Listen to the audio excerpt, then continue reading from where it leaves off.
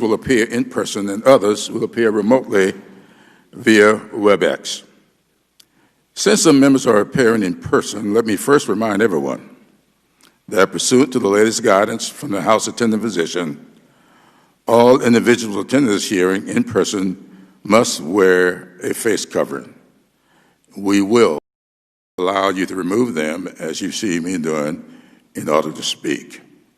I know a little bit about how your glasses get fogged up, and then you don't see where you're going.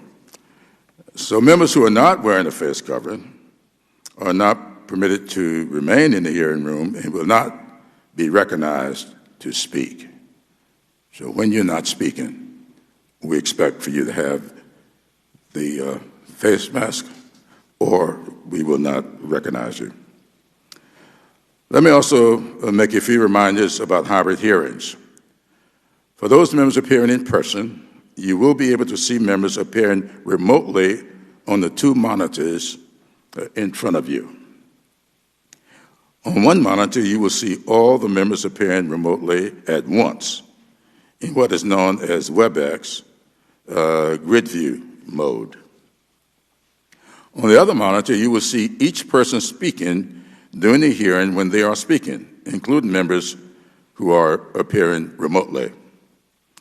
For those members appearing remotely, you can also see each person speaking during the hearing, whether they are in person or remote, as long as you have your WebEx site to active speaker mode. If you have any questions about this, please contact committee staff immediately. Let me also remind everyone of the House procedures that apply to hybrid hearings.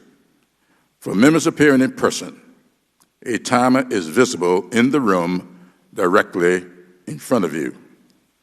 For those who are remote, we have a timer that should be visible on your screen when you're in the active speaker mode with thumbnail.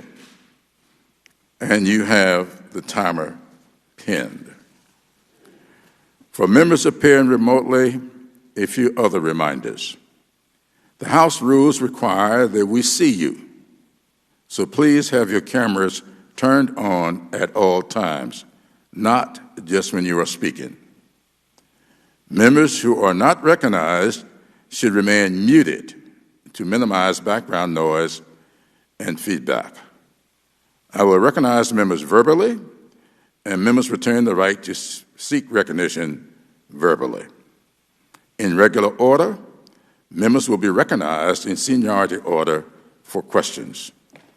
If you are remote and want to be recognized outside of regular order, you may identify that in several ways. You may use the chat function to send a request. You may send an email to the majority staff, or you may unmute your mic to seek recognition. Obviously, we do not want people talking over each other, so my preference is that members use the chat function or email to facilitate formal verbal recognition.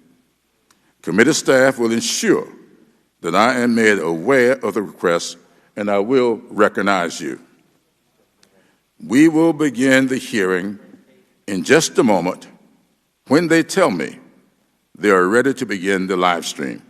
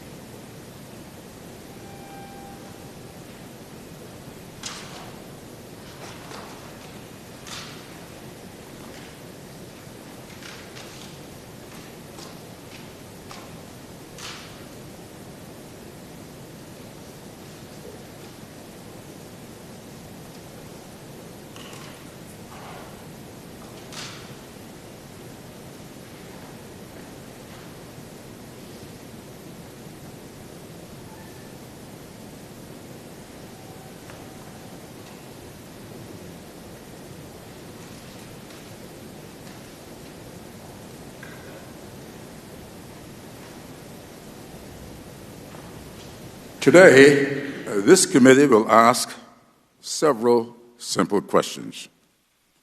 More than 5 months into the coronavirus outbreak, after nearly 130,000 Americans have died, why is our country still facing critical shortages in personal protective equipment and testing supplies that we need to fight this virus?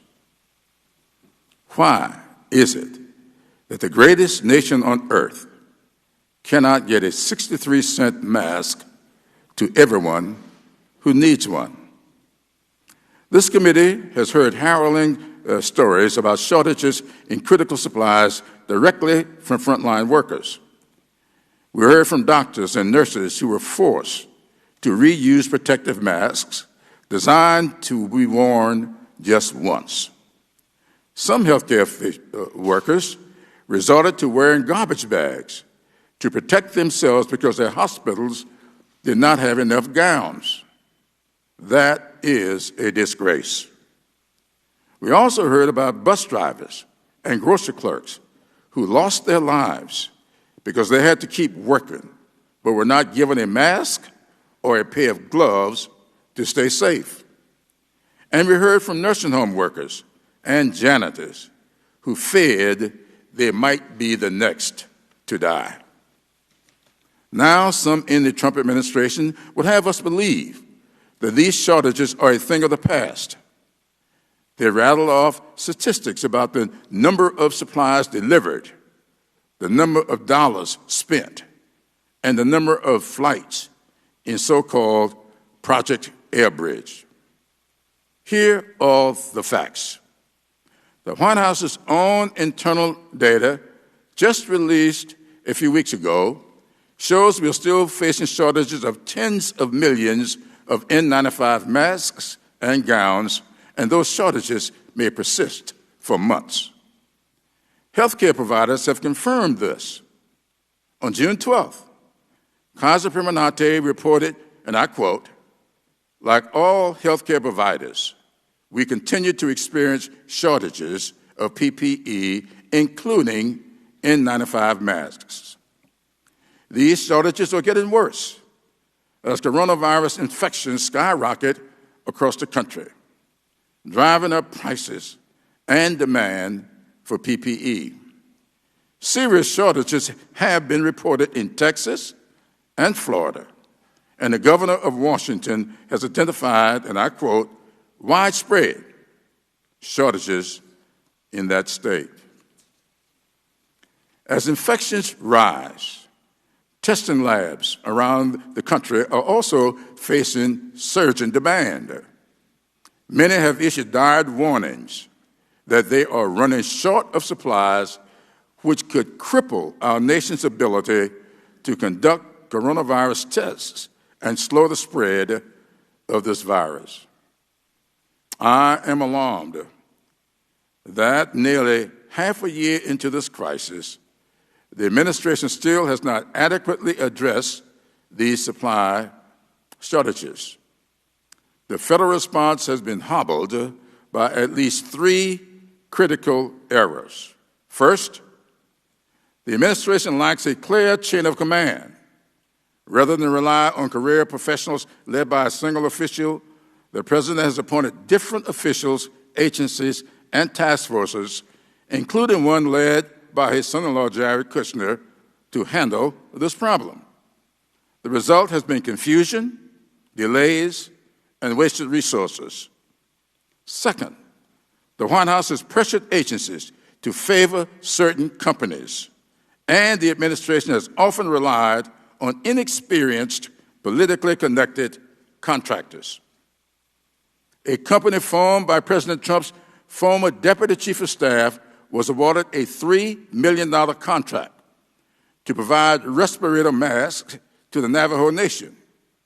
The company had been formed just 11 days earlier, and it has reportedly delivered the wrong type of masks. Third, rather than take the responsibility for directly purchasing and distributing supplies using the Defense Production Act and other legal authorities, the Trump administration has largely deferred to the private sector. This has forced states, cities, and even individual hospitals and businesses to compete for scarce resources, driving up prices. Today, Chairwoman Maloney transmitted to this subcommittee a startling memo that lays out just how ineffective this hands-off approach is, including the administration's signature program, Project Airbridge. The memo shows the administration refused to take responsibility for determining which recipients would receive PPE or how much they could be charged. The memo also shows medical supply companies pleaded with the administration to provide more guidance and to take a more active role in procurement. But according to one company, and I quote, "Politics has gotten in the way of that," end of quote. Thank you, Chairwoman Maloney, for sharing the Oversight Committee's diligent work with us and for entrusting this subcommittee to carry it forward. I can assure you that we intend to get to the bottom of this. As I have said before, the purpose of this committee's oversight is not to cast blame for past failures, but to make improvements to ensure future success. So today, our goal is to better understand why the administration has failed to meet our country's need for PPE and testing supplies, and to seek a commitment from the witnesses to take concrete steps to finally address these shortages. I now yield to the ranking member for his opening statement. Thank you, Mr. Chairman. And I also want to thank our three witnesses who are going to be testifying today. America's been through a lot in these past few months. We've seen the best in people, from our frontline workers who've risked their own lives to help the sick, to our doctors and nurses who have struggled as well but continued to show up, the innovation from educators, small business owners who struggled but worked to make payroll, researchers who are working tirelessly to find a cure. But I don't think enough credit has been given to the teams that the three of you represent and the work that you've done to help America respond to this crisis. We faced an unprecedented logistical challenge, a global pandemic that hit our shores while China was hoarding needed medical supplies as they were lying to the rest of the world. I had some experience with these kind of challenges when we went through Hurricane Katrina. And while Hurricane Katrina hit a limited area, this pandemic hit this entire country. It had hit the entire world all at the same time. So, as you can imagine, the incredible challenges that brings with it when you're not just dealing with an isolated crisis, you're dealing with a global crisis, and you have to respond fast. The incredible work that your teams have done to ramp up production and distribution of PPE, as well as testing the equipment that's needed, getting facilities up and running. We owe the men and women of your teams a tremendous debt of gratitude, and please let them know how much our country appreciates the work that they did in these trying times. Mr. Chairman, as America gets ready to celebrate our Independence Day on 4th of July, we also confront an important moment in the coronavirus pandemic. We've learned a lot, and those lessons have saved lives. As you know, my home state of Louisiana, and specifically the city of New Orleans, got hit early in this pandemic. New Orleans faced some of the earliest hospital capacity scares. The reason that economies were shut down was to flatten the curve and make sure hospital systems were not overwhelmed. In those darkest days when there was a concern about a shortage of ventilators, I want to personally thank Rear Admiral Polachek, because I remember speaking with you specifically, as well as with FEMA Director Gaynor, about the concerns our state was facing. My governor and I worked together, and the administration responded, and y'all delivered those needed ventilators to us. I know you did the same for New York and other regions that were concerned that they would hit that shortage. And fortunately, we never did hit that shortage thanks to your quick work. And I remember that phone call was on a Sunday, and you were there and you delivered. So I'm sorry, Mr. Polachek. So I appreciate what you did and what your team did to respond so quickly. So please convey that thanks to them. It surely helped our state. It helped the city of New Orleans be able to respond. I just want to point that out so that people know there was so much done behind the scenes by the administration to respond. Doctors learned how to safely treat patients without necessarily putting them on ventilators. Doctors are not intubating as aggressively as they used to. They're using high flow of oxygen instead because they've learned that intubation can actually do damage to the lungs. They've learned how to keep healthcare workers safe with other treatments. While some still need ventilators, demand has dropped and patients are seeing better outcomes. The use of simple blood thinners is saving lives because autopsies showed that patients were getting massive blood clots in the lungs. Steroids and cures like remdesivir are showing tremendous progress. Even as we see a spike in cases in areas of the country, the death rate has actually dropped. We've also learned more about who is most vulnerable and how we can better protect those populations. For example, we know that the policy of prohibiting COVID-positive patients from returning to nursing homes saved lives. In those 45 states where the governors, Republican and Democrat, followed the guidelines, we saw dramatically lower death rates among seniors in nursing homes. Sadly, we also know that policies that mandated that COVID-positive patients be returned to those nursing homes, even if the nursing homes weren't capable of properly taking care of them, turned out to be a death sentence for many seniors.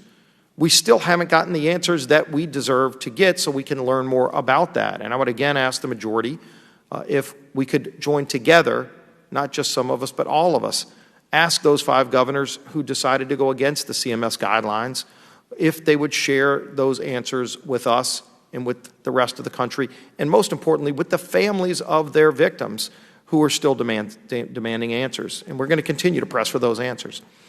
The hard-won lessons, including the lessons that we need to keep learning, are underscored by the spike in cases in particular areas of the country. The virus continues to spread. It's not an even spread, as we've seen. In fact, cases are dropping in many areas of the country.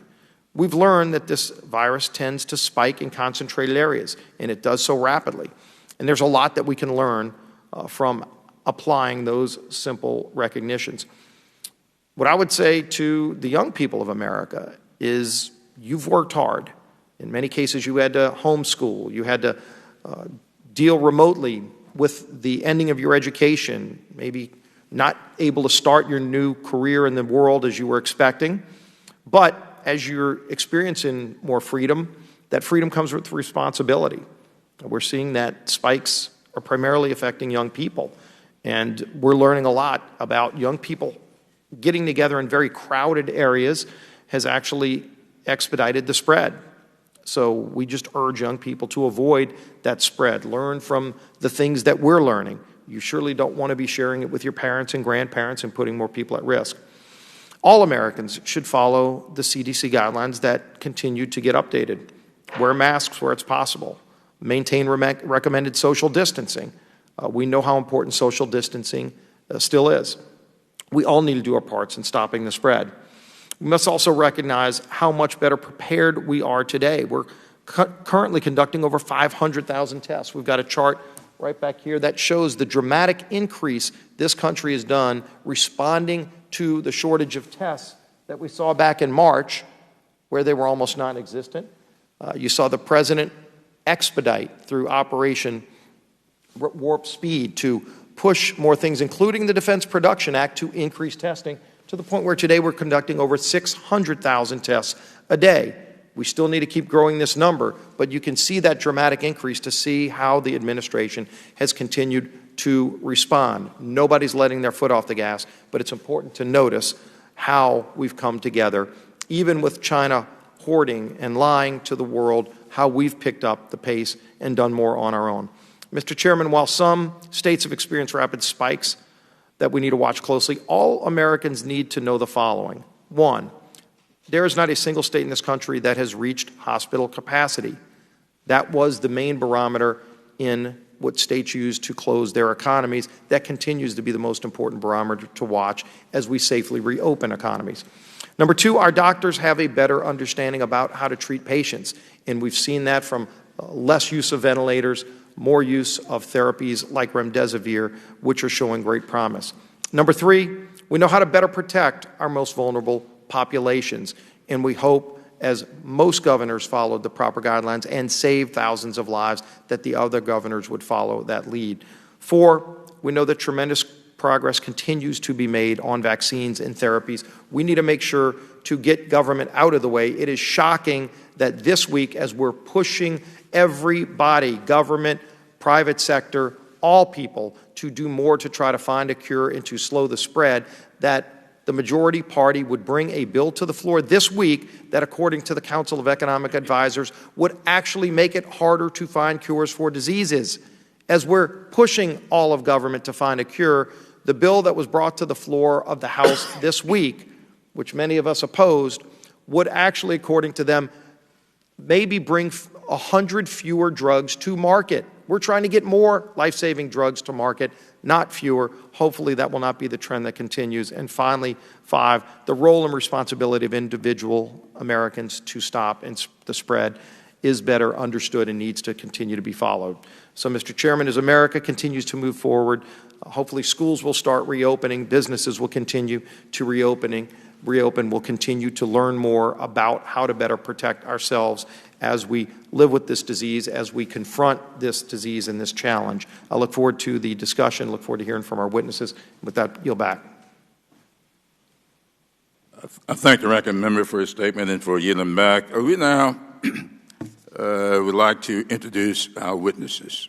Today, the Select Subcommittee welcomes Rear Admiral John Polovchek, the leader of FEMA's Supply Chain Stabilization Task Force and the Vice Director of Logistics of the Joint Chiefs of Staff. We also welcome Admiral Brett Giroir, the Assistant Secretary for Health at the Department of Health and Human Services. And we are pleased to have with us Assistant Secretary of Defense for Acquisition, Kevin Fahey. I want to thank all of the witnesses for being here today, and I would like them to please stand so I may swear them in.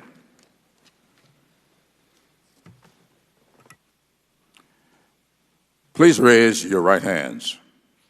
Do you swear or affirm that the testimony you are about to give is the truth, the whole truth, and nothing but the truth, so help you God? You may be seated. Let the record show that the witnesses answered in the affirmative.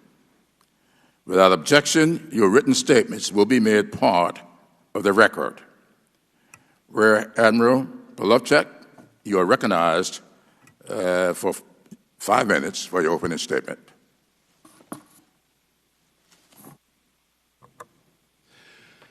Good morning, Chairman Clyburn, Ranking Member Scalise, and distinguished members of the committee. I am Rear Admiral John Polovchek, Vice Director for Logistics and Joint Staff. Thank you for the opportunity to discuss the federal response to the COVID pandemic and strategies for future planning. Let me start by offering my condolences to the families and friends who have lost loved ones to this pandemic. On a personal note, let me share that this pandemic hits close to home, as it did for many Americans and for members of this committee. I have 2 family members working on the healthcare front lines. My sister is a nurse in Westchester, and my niece is a nurse in Long Island. Through daily communications, I'm very cognizant of the needs of healthcare workers and if they're being met. On 19 March, I was asked to support the management of critical medical supplies needed to combat the pandemic. It was clear the global demand for critical medical supplies could not be met domestically, as U.S.-based manufacturing was limited. Upon arrival from the Pentagon, I realized the Strategic National Stockpile could not address the nation's requirements, as the bulk of the stockpile was shipped to states, leaving essentially no direct federal resources. Our goal since the beginning has been to provide medical supplies to where it's needed, when it's needed. We made a decision to leverage the strengths of both the government and private sector for a whole-of-America approach. Unlike a natural disaster such as a hurricane, the pandemic was different. The pandemic did not damage the strengths of the commercial medical supply chain. The supply chain's business systems were operational, the warehouses all intact, the trucks all working, their employees, luckily, had experienced little effects from COVID. The supply chain and network that delivered to every hospital, nursing home, first responder in the country at speed was available to be leveraged in a public-private partnership. However, the domestic consumption of an array of supplies was far greater than usual, and rapidly depleted supplies on hand led to a need to expedite shipments from, regrettably, overseas. This partnership is in line with how the federal government traditionally responds to disasters, which are locally executed, state-managed, federally supported. With the shortage of PPE, acceleration in the commercial market was required because we could not wait for shipments of critical resources. Airbridge was designed to provide federal support to the medical supply chain and not supplant it.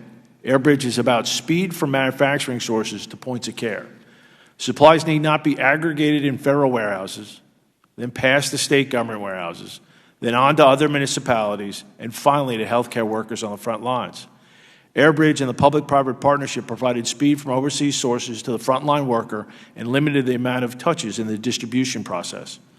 On 29 March, the first flight landed in New York with gloves, masks, and respirators. By 30 April, the 100th flight, and essentially a month later, Project Airbridge had delivered into the United States nearly 800,000 N95 respirators, 825 million gloves, 75 million surgical masks, over 11 million surgical gowns, 2 million thermometers, 650,000 face shields. The supplies I just listed would still have been at sea on 30 April and not available to our healthcare workers if normal shipping were used. The commercial supply chain was both geographically orientated based on CDC outbreak data and further refined by point-of-care prioritization. Public hospitals first, then VA hospitals, then private hospitals and nursing homes. A federal FEMA resource prioritization cell was stood up to manage these priorities. This FEMA cell directed supplies to COVID hotspots such as New York, New Jersey, Chicago, New Orleans, Detroit. This was a balance across the country, feeding hotspots but also providing supplies to those that did not have major COVID outbreaks. Unfortunately, we were managing shortages nationwide. Using data-driven decisions for allocation ensures the right quantities of critical medical supplies get to the right place at the right time. In an unprecedented fashion, we consolidated business system data from the 6 major medical distributors into the cloud at FEMA, creating a data lake of information. For the first time, using a supply chain tool from DoD, we were able to see the healthcare supply chain from supplier to point of care. By the first week of April, we could see inventory held by competing companies for distribution in the U.S. and how the supply chain was filling orders from hospitals and nursing homes. We could see material coming into the commercial network from overseas and for then further distribution down to the actual point of care in any county across the country. This gave FEMA and the task force unprecedented visibility into where supplies went and the speed of delivery. FEMA entered into legal agreements with the commercial supply chain. These agreements allowed the aggregation and use of business system data at FEMA to manage the pandemic response. These legal agreements limit the sharing of this business-sensitive information. These agreements also require the commercial market to provide the material at reasonable prices and provide the government with data on where the material was provided. Looking ahead, we are preparing America to be ready and responsive, beginning with increasing our reserves and expanding domestic capacity. Using the Defense Production Act and other tools, we are working with industry to increase domestic production of supplies and pharmaceuticals. This is a complex task of investments and federal contracting. The DPA cannot be used to force companies to make medical supplies. Each industry expansion effort takes research and planning. This is being done at speed. We have used the DPA more than 10 times across many items with high potential for more actions. We now have more ventilators in the Strategic National Stockpile than before the pandemic, thanks to U.S. production. Pre-COVID, the stockpile had less than 18 million N95 masks. We're growing that to 300 million. With the DPA, we grew U.S. production of N95 masks. The stockpile had no ventilator drugs. We're now growing it to have at least 5 in stock with months' worth of supply.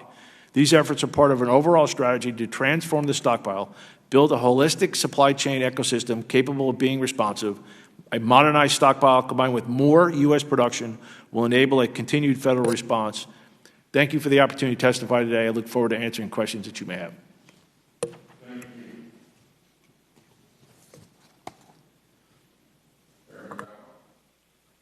Chairman Clyburn, Ranking Member Scalise, and distinguished members of the committee, on March 12th, Secretary Azar requested that I lead the coordination of COVID-19 testing efforts within the Department of Health and Human Services. And to be clear, although I am assuming some of my traditional roles as the Assistant Secretary, I am maintaining my role coordinating testing, including now the new NIH RADx diagnostic program, to assure that innovations are immediately translated into practice.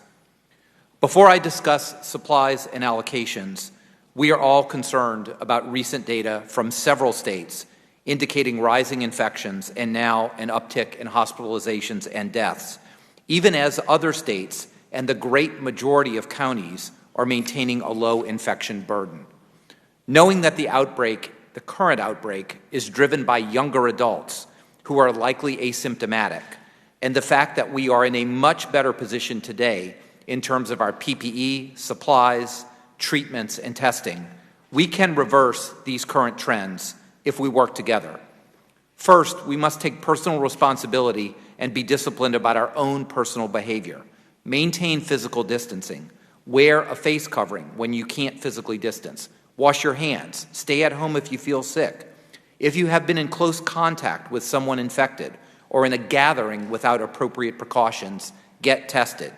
Shield the elderly, but also the vulnerable of any age, and follow the guidelines for opening up America again. The criteria are very specific and are as relevant today as they were when we released them. In addition, this week, we are initiating surge testing in multiple communities of highest concern in coordination with state and local officials. To date, the nation has performed over 35 million COVID-19 tests, now averaging over 550,000 tests per day. Preliminary data indicate that the states far surpassed their testing goals for June. And even without major technical advances, I estimate the nation will have the capacity to perform 40 to 50 million tests per month by fall. But with emerging new techniques like pooling of samples, combined with investments in point-of-care technologies, that number could easily be 80 million available per month if they are needed. To get to this point where we have such a rich testing ecosystem, we addressed sequential challenges and implemented a phased approach to meet the testing goals at each stage of the pandemic, especially now during reopening when the need for testing is at its greatest. In March, HHS and FEMA developed and implemented 41 community-based drive-through testing sites in locations prioritized by the CDC in collaboration with state and local partners. These sites have tested nearly 318,000 high-risk individuals and served as prototypes that have been duplicated multifold. Next, we leverage trusted pharmacies to further expand community testing, especially for minorities and underserved. This federal program is now providing testing at 624 locations in 48 states in the district, 70% of which are in communities with moderate to high social vulnerability. This program has tested over 820,000 individuals. Federally qualified health centers serve over 29 million people across the nation. They provide care to 1 in 5 of those uninsured, 1 in 5 rural Americans, 1 in 3 in poverty, and 1.3 million homeless. Again, to assure we reach these most vulnerable among us, 94% of FQHCs now offer COVID testing. To further fight COVID-19 among racial and ethnic minorities, as well as rural and other socially vulnerable communities, the Office of the Assistant Secretary, my office, Office of Minority Health, announced Morehouse School of Medicine as the awardee for a new $40 million initiative to create and develop and implement a strategic network of national, state, territorial, tribal, and local organizations to deliver COVID-19 related information to communities hardest hit by the pandemic. I would like to close by recognizing my fellow officers in the United States Public Health Service Commission Corps, the uniformed service that I lead. 4,536 officers have deployed to directly support the pandemic response, exemplifying the care and compassion that all of us feel for those who have suffered during this pandemic. I thank each and every one of these officers and their families, and on their behalf, I want to thank all of you in Congress for supporting our training needs and the establishment of a Ready Reserve Corps to supplement our ranks during inevitable future national emergencies. Thank you so much for the opportunity to provide these remarks. And thank you very much. Assistant Secretary Fahey. Chairman Clyburn, Ranking Member Scalise, and distinguished members of the committee, thank you for the opportunity to testify today on matters related to the Department of Defense's role in procuring and distributing personal protection equipment, PPE, medical equipment, testing supplies during the coronavirus pandemic. While COVID-19 has had an unprecedented impact on the nation, Secretary Esper has led the Department of Defense in contributing to the administration's whole-of-government response. Today, I will describe key elements of how the Department's acquisition enterprise has utilized existing and new authorities in support of the other federal agencies. This includes our work ensuring an adequate supply of PPE, medical equipment, and testing supplies to control the spread of the virus and protect American lives. The COVID-19 pandemic has highlighted critical shortfalls in the medical supply and the PPE supply chain. On March 18th, President Trump invoked the Defense Production Act. In doing so, he delegated authority to the Secretary of Health and Human Services to determine nationwide priorities and allocation of the health and medical resources. Accordingly, we have been supporting HHS to execute the Defense Production Act authorities. On March 27th, the President signed the CARES Act. It includes language and resources to mitigate critical shortfalls and to create and expand domestic industrial-based capabilities. I'd like to thank Congress for passing the CARES Act and all the support you've provided during this national emergency. To ensure the Department could leverage all the resources support to HHS and FEMA, my boss, the Undersecretary of Defense for Acquisition and Sustainment, Ms. Lord, created the COVID-19 Joint Acquisition Task Force, or JATF.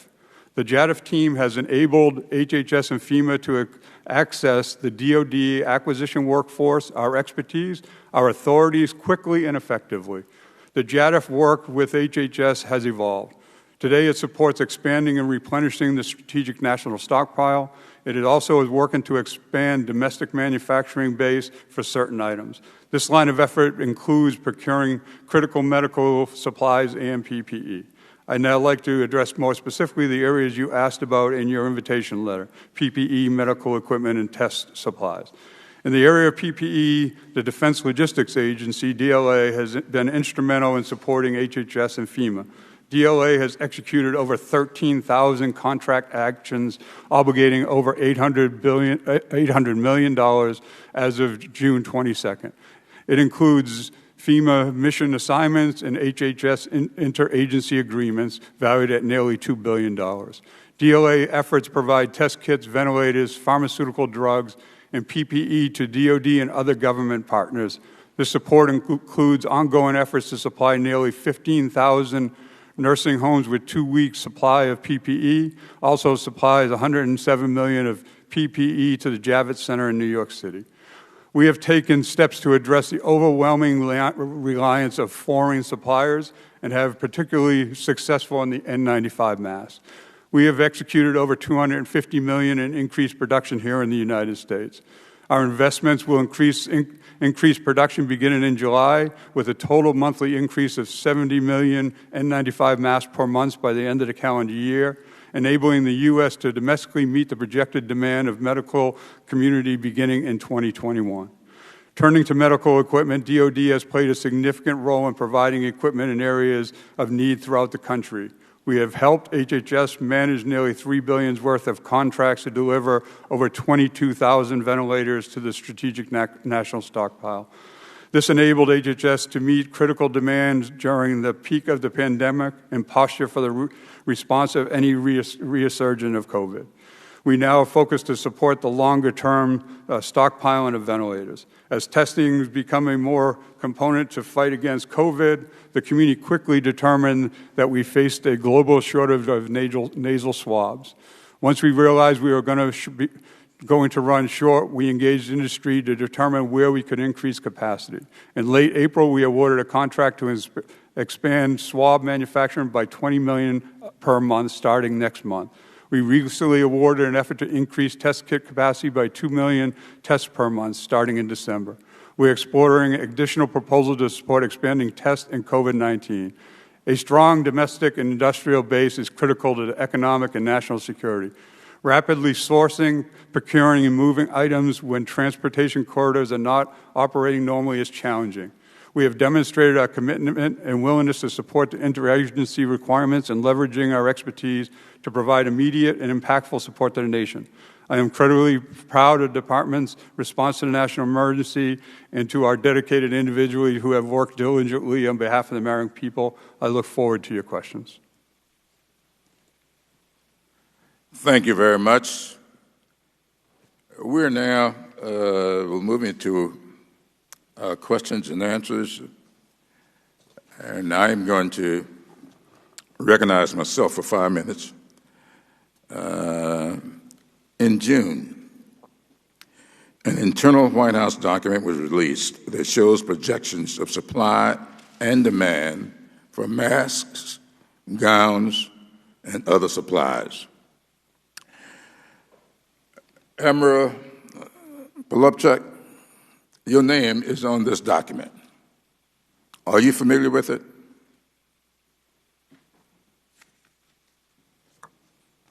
Yes, Chairman, I am.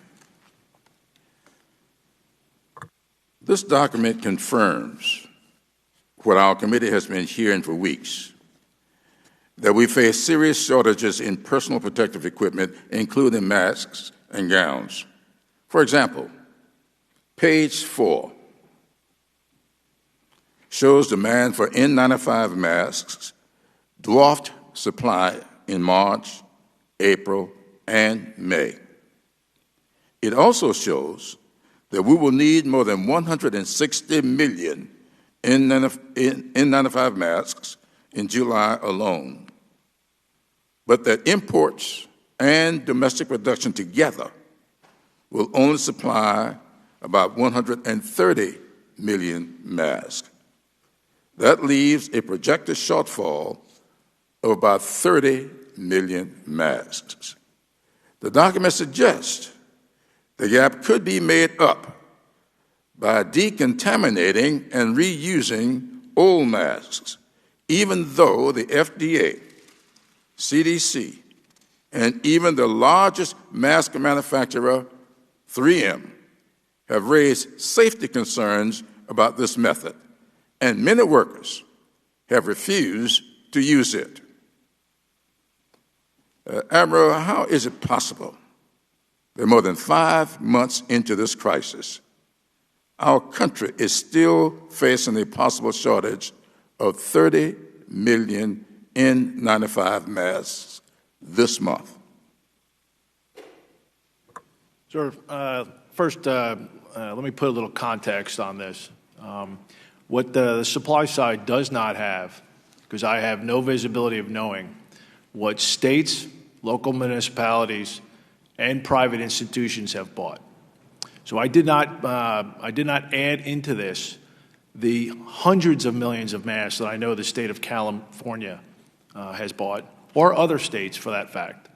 I did not try to estimate that into my supply calculations.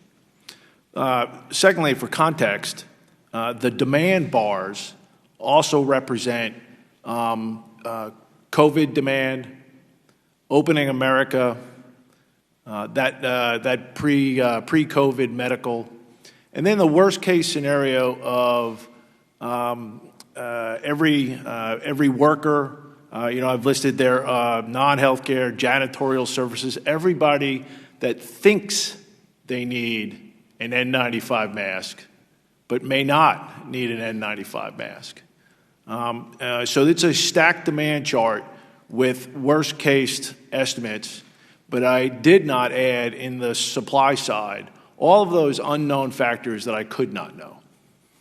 Well, let me thank you for that, but this report also projected shortages, indicated the projected shortages may be conservative.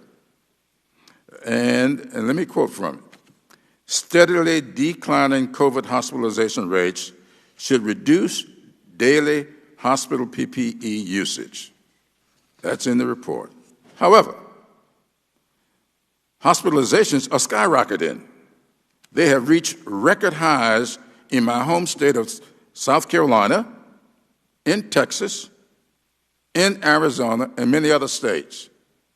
And I just heard late last night or early this morning that there is one jurisdiction where there are 101% of capacity for beds. Now, Admiral, do you agree that the surge that we're now experiencing could very well increase the demand for PPEs?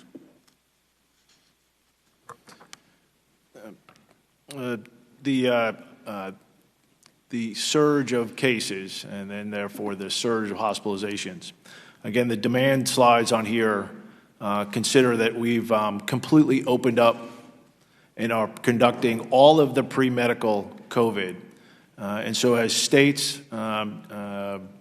manage their issues and then limit elective surgeries or other surgeries, that PPE would then be able to go for these items. So yes, I'm cognizant of the increases, but states are reporting and hospitals are reporting more supplies on hand, and I'll address that as we go forward, sir. Well, thank you very much. I see my time has expired. I do have one or two other questions, but I'm going to lead by example and will now yield to Ranking or Chairman, Ranking Member Scalise. Thank you, Mr. Chairman. And I'll start with Rear Admiral Polachek. There's been a lot of questions raised about the Defense Production Act, and we see it continuing to pop up of people saying, why isn't it being used? And yet I go back and look back in March, in April, in May, numbers of examples where President Trump actually did invoke the Defense Production Act to spur more things like ventilators when they were in short supply, trying to get other things brought forward, including masks, using the Defense Production Act. Are you aware of examples where the Defense Production Act has been invoked by President Trump to move things faster here in production? Yes, sir.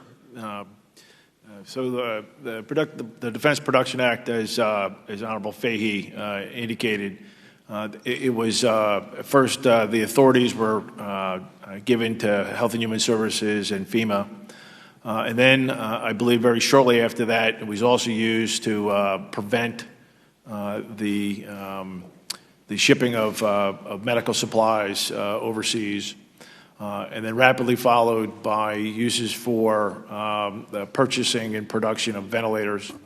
We've subsequently dived that supply chain for ventilator production and have used it multiple times for parts and components for production of ventilators. I brought over from the Department of Defense acquisition professionals to help those 11 different manufacturers dive their supply chains, find pinch points, and then we used the Defense Production Act and certain investments in filter material and other consumables to relieve supply chain issues so they can make more. Thank you. So it just seems kind of strange that you hear some people still saying the Defense Production Act hasn't been used or needs to be used. You just cited multiple examples where it has been used. We've seen multiple examples where it has and continues to be used. Mr. Fahey, can you testify? Have you seen similar uses of the Defense Production Act to help America meet this challenge?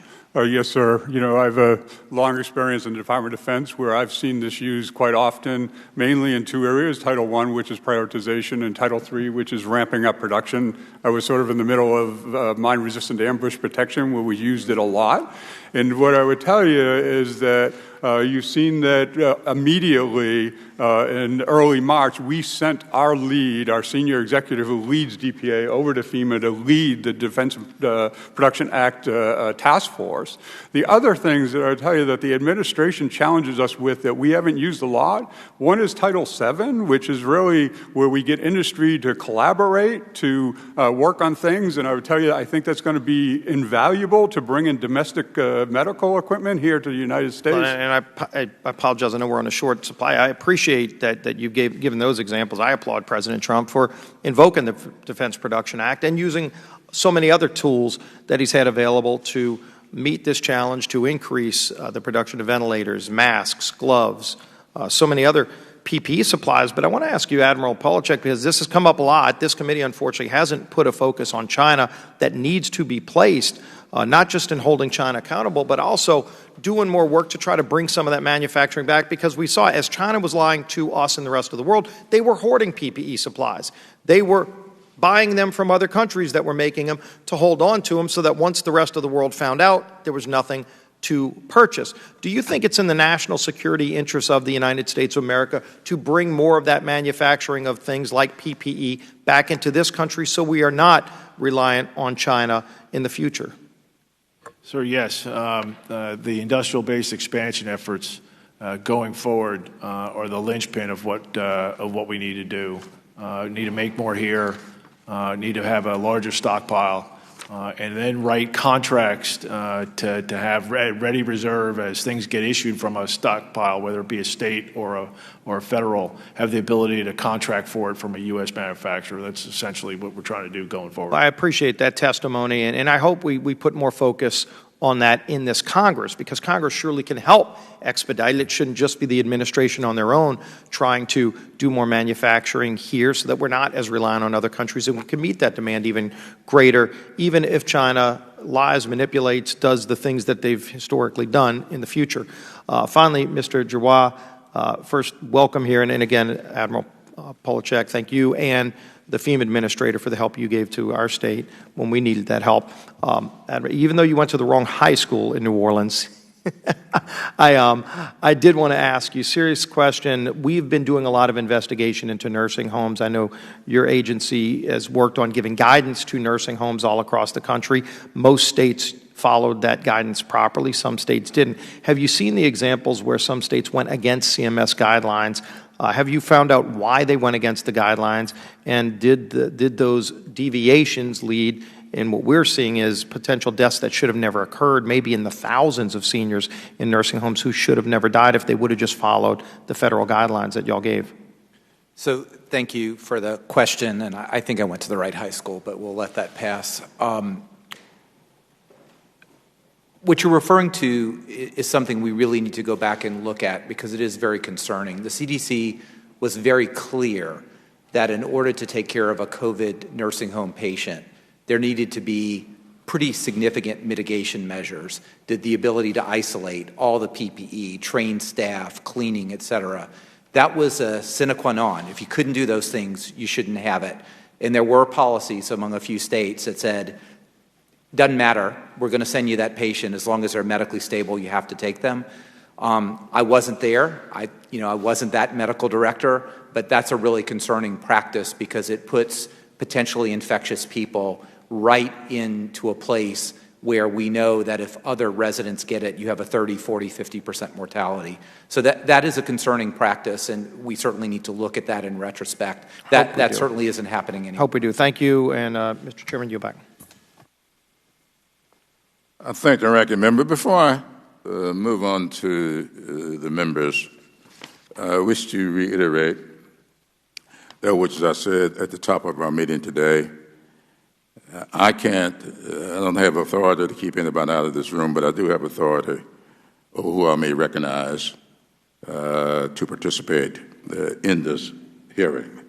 I made it very clear that if you aren't wearing your masks, I'm not going to recognize you. Now, this is not Jim Clyburn, and this is not anything that's partisan. I just want to read a couple of things here.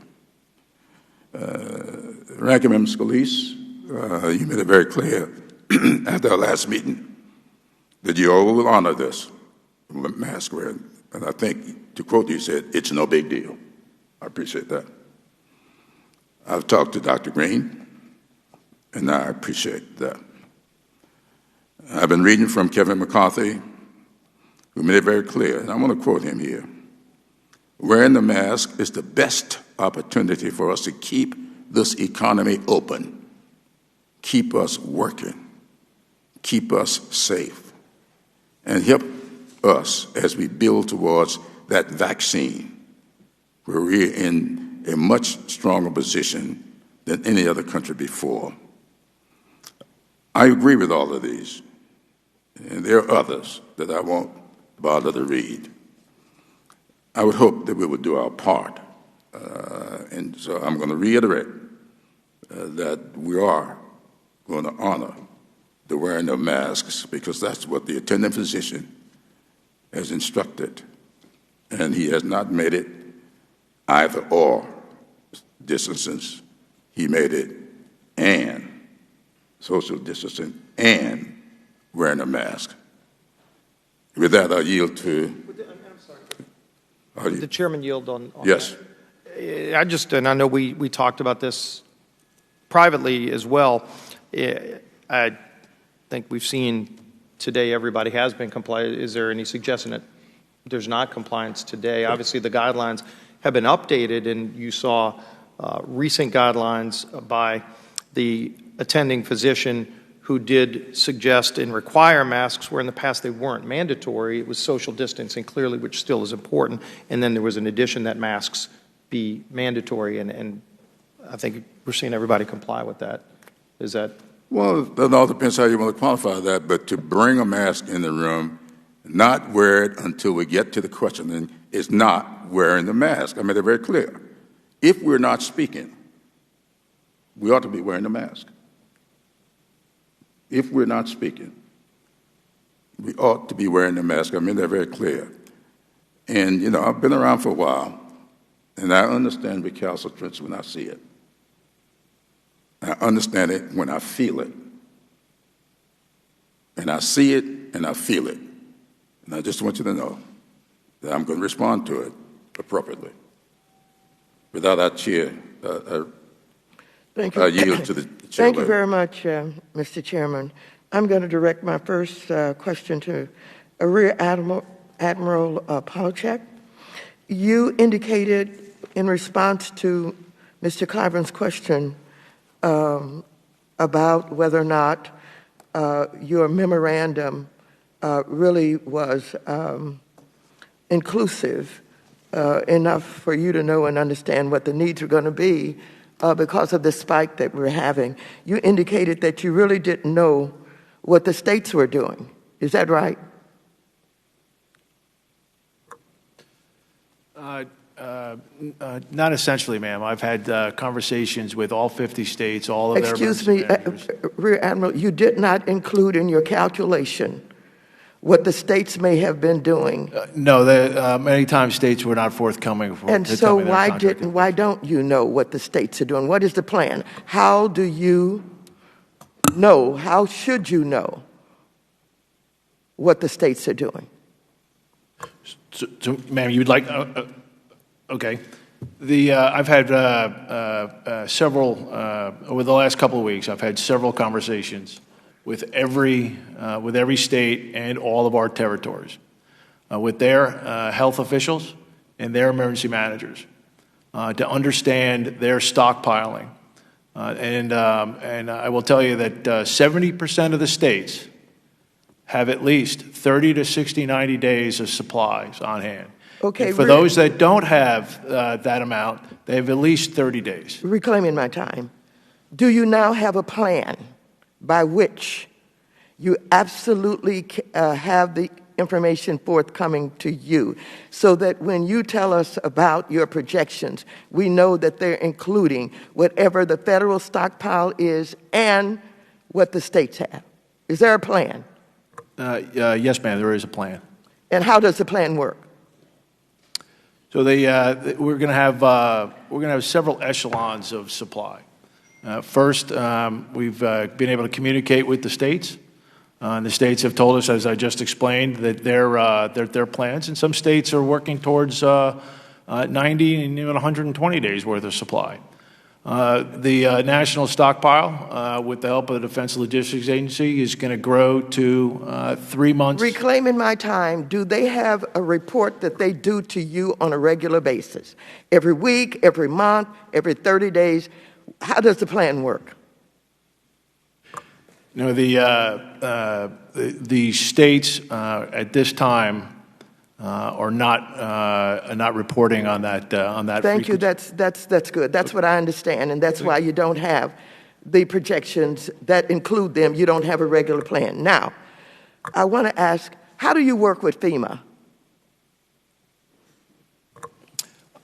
I am the supply chain task force lead embedded within FEMA, and so that task force is part of Administrator Gaynor's effort of work.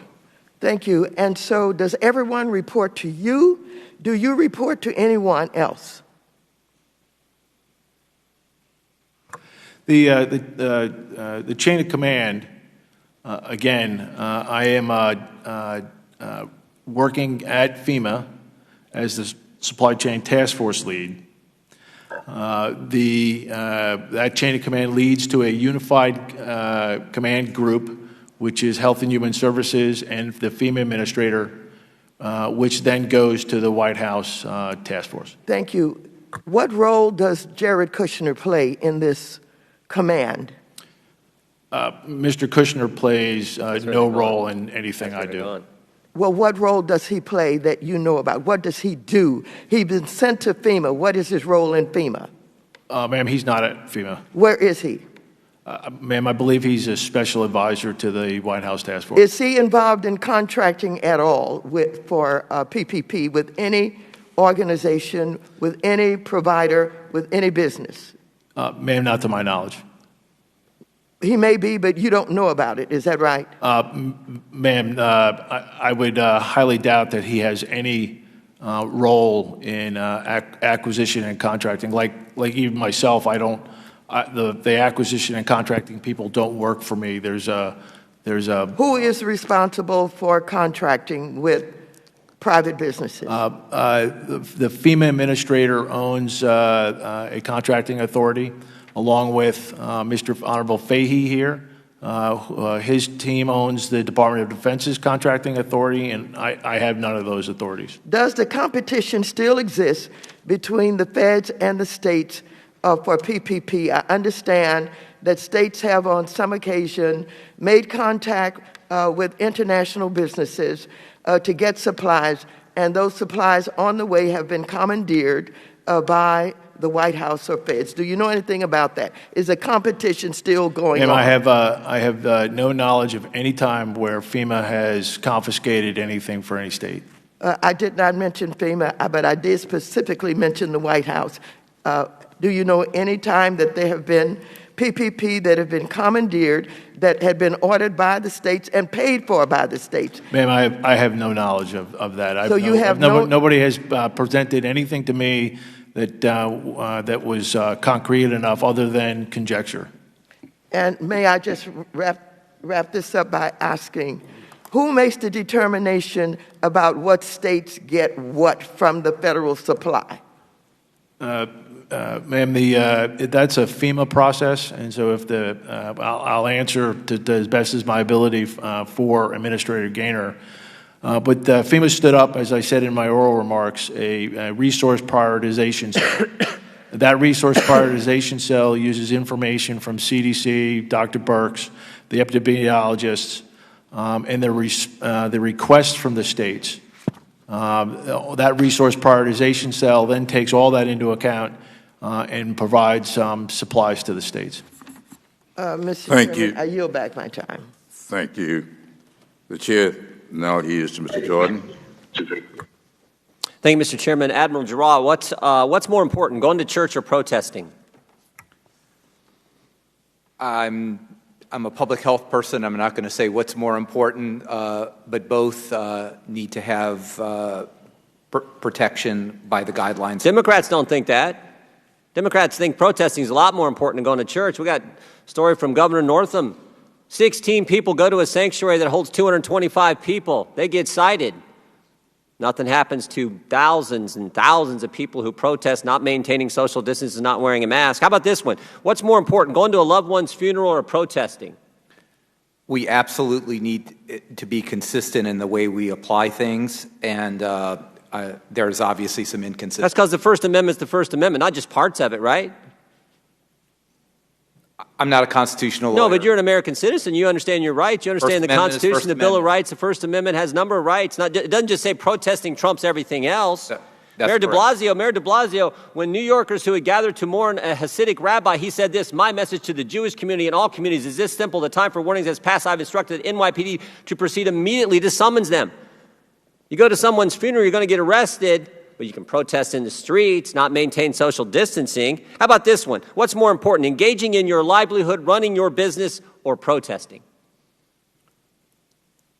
Again, you're having a rhetorical question there. We get your point. I think public health practice. Well, you might get my point, but this is the problem. Democrat governors, Democrat mayors don't. Mayor Garcetti said this. He said he was going to turn off people's utilities, shut off utilities if anyone tried to reopen their business. Unbelievable. And yet, Mayor Garcetti, here's what else Mayor Garcetti said. He said, back in April, he said, snitches will be rewarded. What's more important, Admiral, rewarding snitches for ratting out their neighbor who goes to an empty beach, or actually having the police stop rioters and looters in big groups destroying national monuments and protesting and destroying private property? Which one do you think of those is more important? Well, let me make a statement that public health standards need to be consistently applied. And when they're inconsistently applied, there's going to be a lot of frustration among the people who are trying to apply. No kidding. And we have seen the height of inconsistency from Democrat mayors, Democrat governors all over this country. What do you think is more important, Admiral? The president cutting off travel to China, where this pandemic started at an early date, or Joe Biden calling that same action xenophobic? Which is more important? Restricting travel from China and then Europe was really critical steps for us to slow the infusion of infected individuals into the country. No kidding. Not xenophobic, was it? Just a smart move. I have not seen any xenophobia in any of our discussions. We're trying to make decisions based on public health Democrats sure only. saw it way back when the president made a decision that everyone else criticized. Democrats sure saw it. Democrats are defending the World Health Organization. It's probably more important that we not give money to an organization that lies to us than to continue to support them. What do you think is more important? Continue to give money to the World Health Organization who lied to us about the start of this pandemic, or maybe cutting off the money to the World Health Organization, Admiral? As the U.S. representative to the executive board of the World Health Organization, it's clear that the organization needs reforms, and I will work with the administration to try to implement those reforms while preserving some very important global public health. How about this one? What's more important? Requiring committee members to wear a mask in a committee hearing when they're 10 feet apart from anyone else, or not sending COVID-positive people back into nursing homes? Which is more important? That's a public health determination, and I will say it's definitely more important not to send COVID-positive people. No kidding. Especially, and probably it's more important not to do it for 46 days than to do it for even one day, right?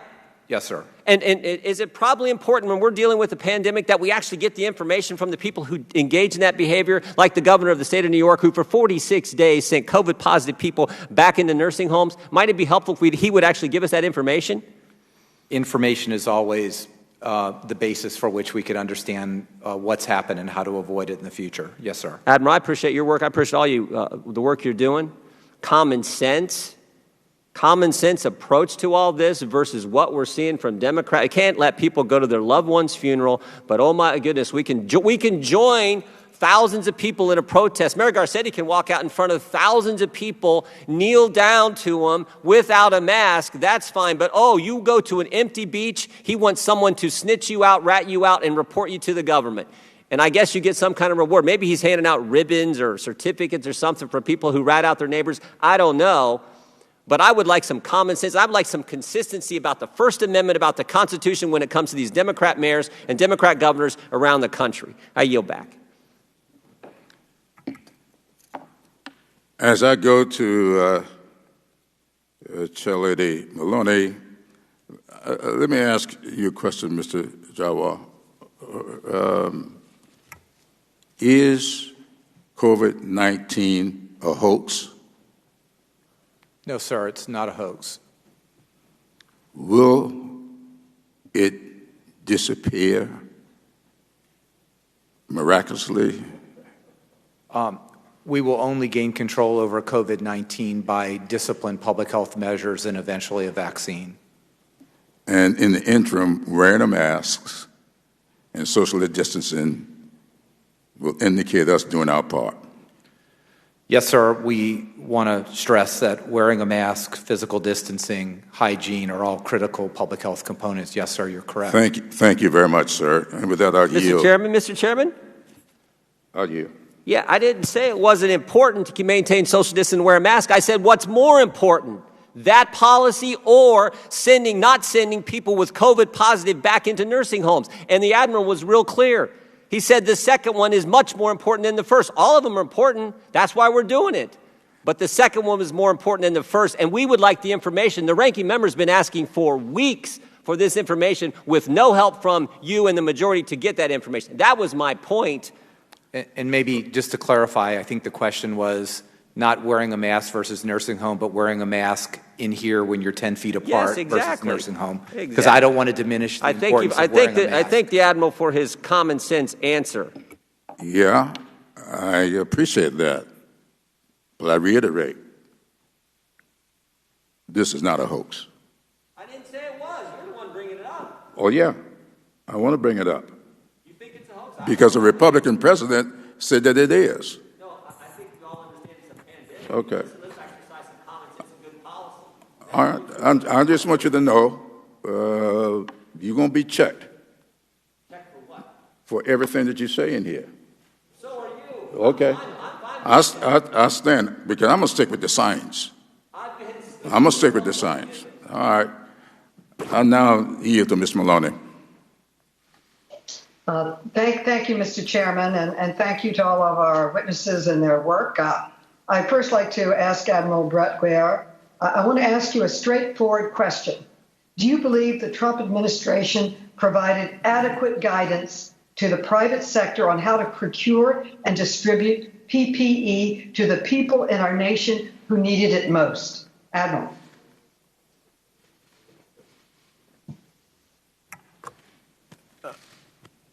Ma'am, I think you meant me, not Admiral Giroir. So these legal agreements that we signed with the commercial enterprise allowed us to direct their efforts to where the government felt the highest need was. Okay, thank you. I'm sorry, Admiral, but according to an investigation that my staff on the Oversight Committee conducted, which we're releasing today, the administration completely and utterly failed to provide the private sector with guidance on PPE during the first 3 critical months of the coronavirus crisis, from January all the way through March. We talked to the biggest medical distribution companies in the country and the industry trade organization. They told us that they were pleading with you for guidance on how to prioritize the distribution of PPE and a host of other critical questions. But you were missing in action. Ma'am, I don't really mean to interrupt, but Excuse me? I'd like to clarify. I've only been here since the 19th of March, so I would love to answer that from January to March, but I was only moved from the Pentagon on the 19th of March. Okay, well, the administration was missing in action. And according to the trade group, quote, folks in the industry saw that things were getting worse and their requests for guidance were increasing week by week, end quote. They told us, quote, everyone was asking the same questions, but guidance wasn't coming, end quote. On March 28th, the president of the industry's trade group sent a letter literally begging the administration to, quote, provide the strategic direction needed to more effectively target PPE supplies based on greatest need, end quote. So, Admiral, with all due respect, these companies told us you or the administration failed to provide the guidance that they needed. Now I want to move on. there's another issue that's even more troubling. Admiral, did your agency or anyone else in the Trump administration ever press U.S. companies to purchase PPE from a specific state-subsidized Chinese company at exorbitant prices? So first, to answer the priority question, we hold... No, that's not... Now, excuse me, I'm going forward because I only have 5 minutes. Okay, well, I hold daily... Can I ask a point of order, Mr. Chairman? The gentlelady from New York literally just accused a rear admiral of the United States military of being missing in action. Can he at least be able to defend himself? That's an absurd claim. No one should make a claim to a witness who's a military service member to say he was missing in action. She referred to him by name. That's absurd. He ought to have the opportunity to defend himself, Mr. Chairman. Point of order, Mr. Chairman. You know, I understand I'm aging a little bit, but I thought you said the administration was missing in action. Oh, she said he was missing in action. He made it clear that he wasn't even here during that time. He made it and very then she clear. said the administration, but she started by saying he was missing in action. He's a rear admiral of the United States military. He does not deserve to be talked to that way. And he at least have to have the ability to defend himself. You've stated your point of order. Ms. Maloney, you're recognized.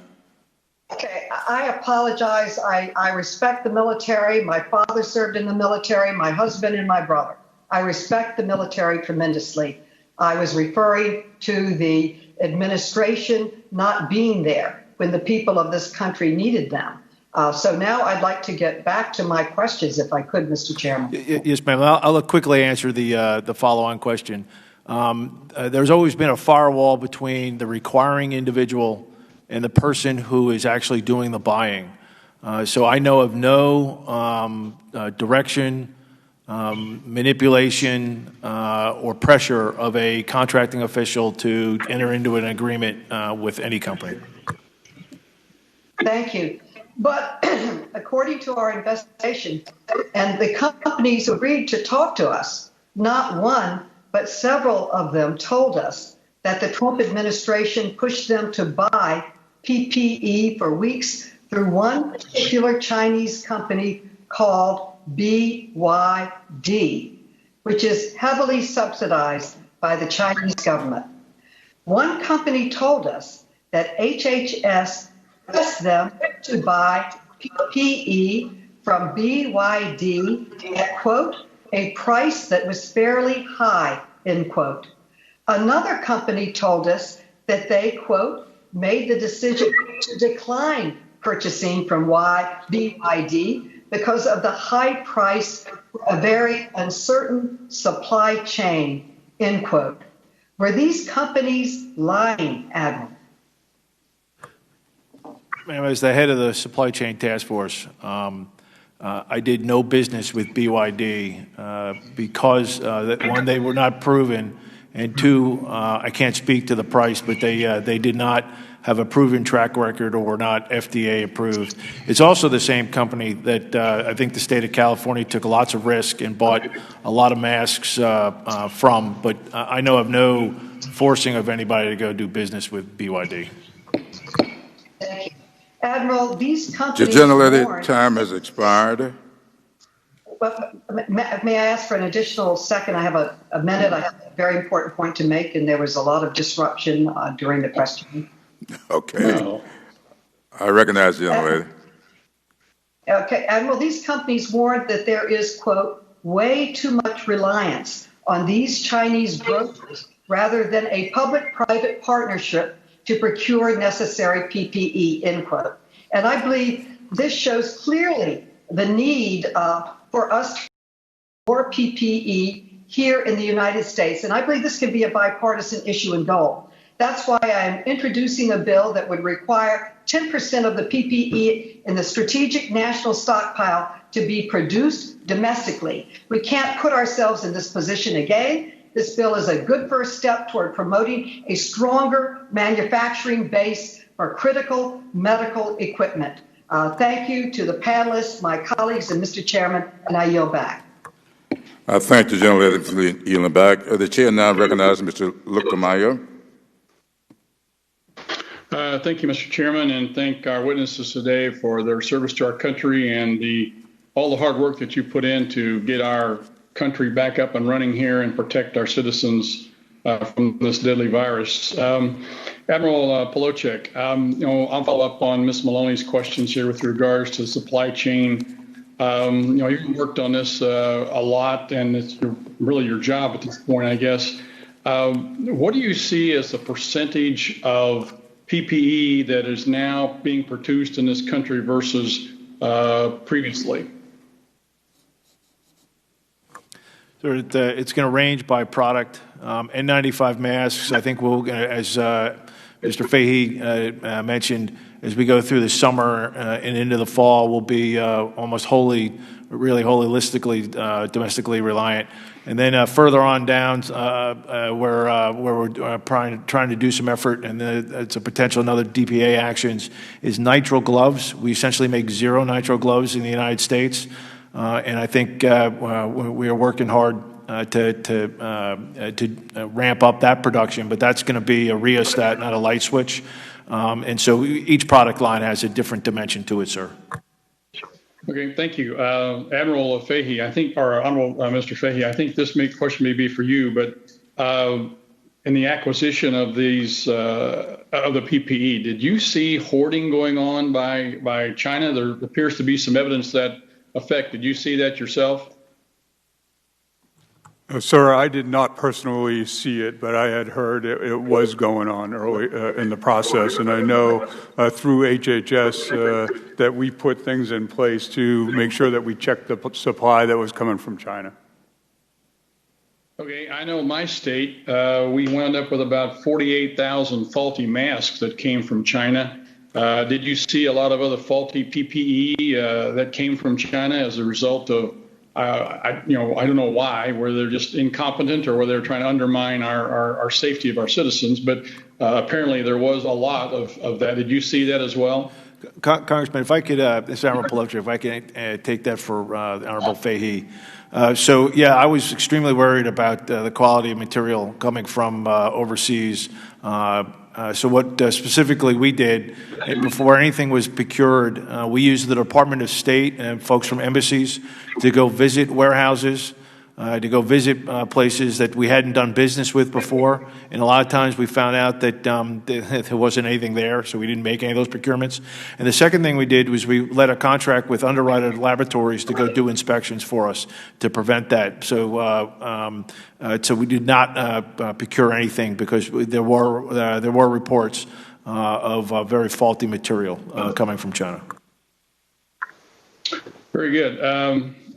Admiral Giroir, one of the things that's going on is Operation Warp Speed, which is to develop a vaccine. I think an important part of not only developing the vaccine is to be able to get it distributed should it happen. We don't know for sure if it will, but if it is developed and it is made available to our citizens, we need to get it out as quickly as possible. Are you working on plans to supplement Operation Warp Speed's development with plans for distribution as well? Yes, sir, Congressman. I am not personally involved in that, but of course, as the Assistant Secretary, I have good knowledge of that. There is truly a comprehensive program to not only develop a vaccine, to secure hundreds of millions of needles, which the supply chain is involved with, as well as distributing that. And I want everybody to understand, too, that the distribution of the vaccine will indeed depend on the vaccine's characteristics. We hope it can be distributed to the most vulnerable, those in high need, but we have to wait for the trials to come out to understand where it works, how it works most effectively. But there is a comprehensive program led by General Perna, who is really the logistics guy in the country, as well as Dr. Slawi, who is widely recognized as truly one of the foremost vaccine developers in the world. One more quick question for you, Admiral. With regards to reporting of deaths from a COVID situation, there are reports, and I've been talking to medical professionals, as well as I think there's evidence, even the governor of Colorado found out that there's been misreporting of deaths for people who may have been involved, for instance, in an auto accident, but had COVID in their system, and that death has been reported as a COVID death. because there apparently is a perverse incentive to do that they get paid more, the hospitals get paid more for a COVID death than they do for an auto accident. Is there any truth to that, or how does this work?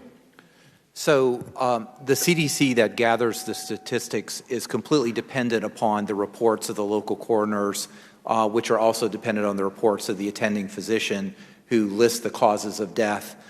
So the federal government is dependent on the locals, but yes, there appear to be some misincentives to overcode.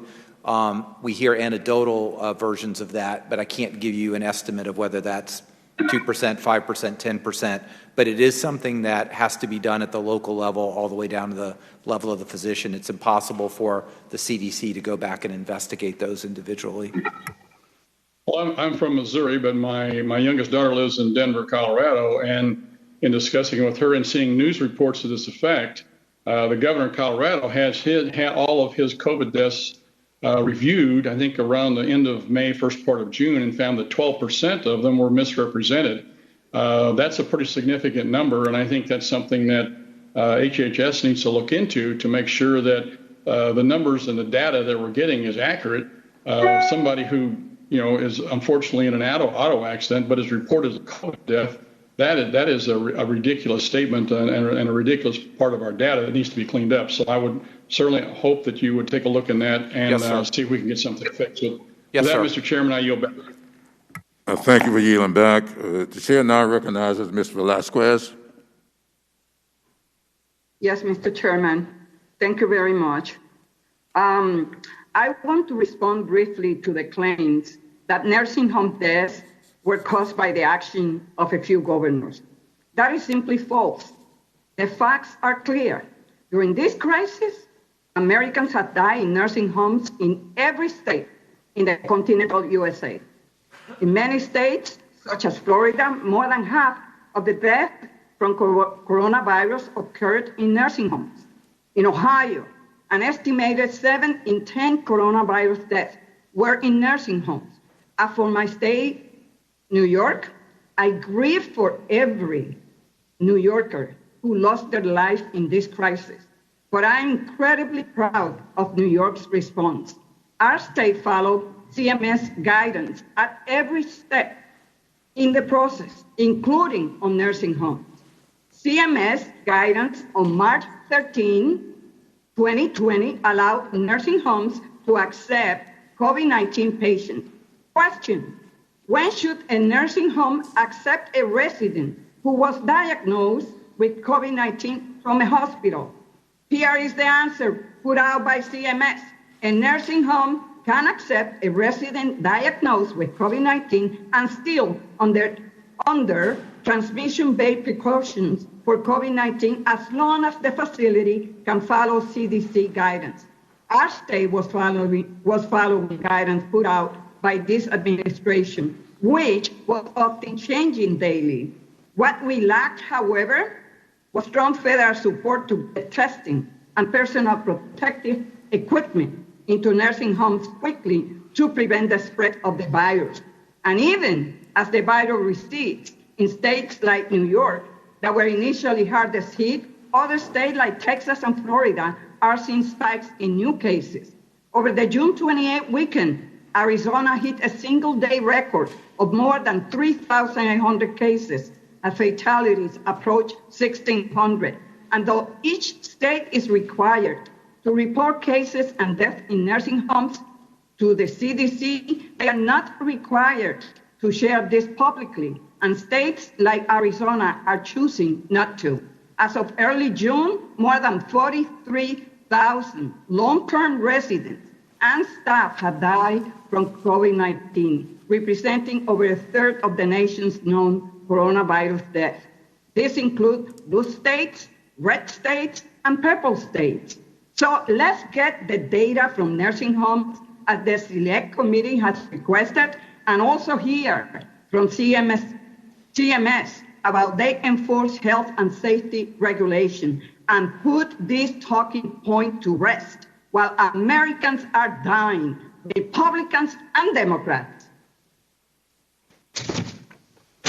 So, Admiral Giroir, An April HHS whistleblower complaint by Dr. Bright alleges that he was pressured to award contracts based on political connections to the Trump administration and his family. Doesn't it concern you that there are reports of contracts that prioritize political connections to the Trump administration over science and the safety of the American people? Thank you, ma'am. I don't have any knowledge of any contract that had a priority other than science and what was right for the American people. And did you read the article in the New York Times? I'm sorry, did I read what article? Rick Bright, does he exist, Dr. Bright? Does he file a complaint? Yes, ma'am, I know Dr. Bright. Mm-hmm. What is? I'm sorry. I really am sorry. It's hard to hear the question, ma'am. I really do apologize. I'm trying to answer, but could you maybe repeat that? Is he a real person, Dr. Bright? She's asking, is he a real person, I think. Is he a real person? Yes. I know Dr. Bright. Okay. And did you read the article in the New York Times? No, I don't read the New York Times. Oh, okay. I just don't. I'm too busy doing what I'm doing. I'm happy to answer a question, but I don't routinely read the New York Times. Sir, you don't read an article that I'm sure your staff brought up to you based on the fact that Dr. Bright raised a complaint as a whistleblower about behavior from the Trump administration by prioritizing political connections. And let me ask you, I'm just saying the department takes every whistleblower complaint seriously. I know it's being investigated by the secretary. I don't have any knowledge of any pressure on Dr. Bright.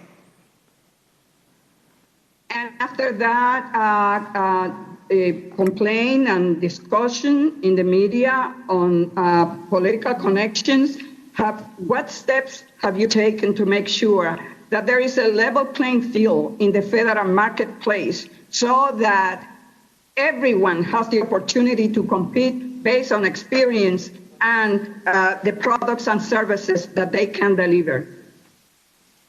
At a time when so many Americans were dying. I certainly agree with your premise, ma'am. We always do everything possible to make sure we have as fair procedures as possible, and I'm sure the complaints by Dr. Bright are being investigated through our general counsel according to, and I know the secretary takes every whistleblower complaint seriously as I would. I'm just not involved with Dr. Bright on that level. The gentleman's time has expired. Let me be clear with your answer. You know Dr. Bright, and you are familiar with this allegation? Yes, sir, of course. And you say it is being investigated? I'm not investigating it, but the secretary has put out statements that he takes whistleblower complaints very seriously. I know that's the attitude of the department, and it is being investigated by the normal channel. Very good. Would be. Yes, sir. Thank you very much. The chair now recognizes Ms. Pawlowski. Thank you, Mr. Chairman. I appreciate our witnesses that are here today, and I want to extend so much appreciation from my district in Indiana for the service of all of our witnesses here today. You three guys face an impossible task.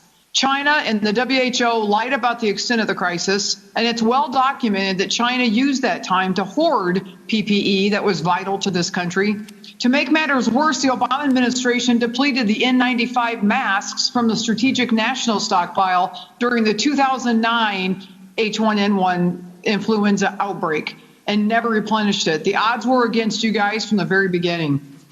Then you had a national media super eager to paint the worst possible picture. So, for instance, the New York Times published an article on March 25th that said, amid desperate need for ventilators, calls grow for federal investigation, which said that the U.S. needed as many as 1 million ventilators to adequately respond to the pandemic, but only had 200,000 available. Admiral Polowczak, did the U.S. really need 1 million ventilators? Maybe I'll answer that.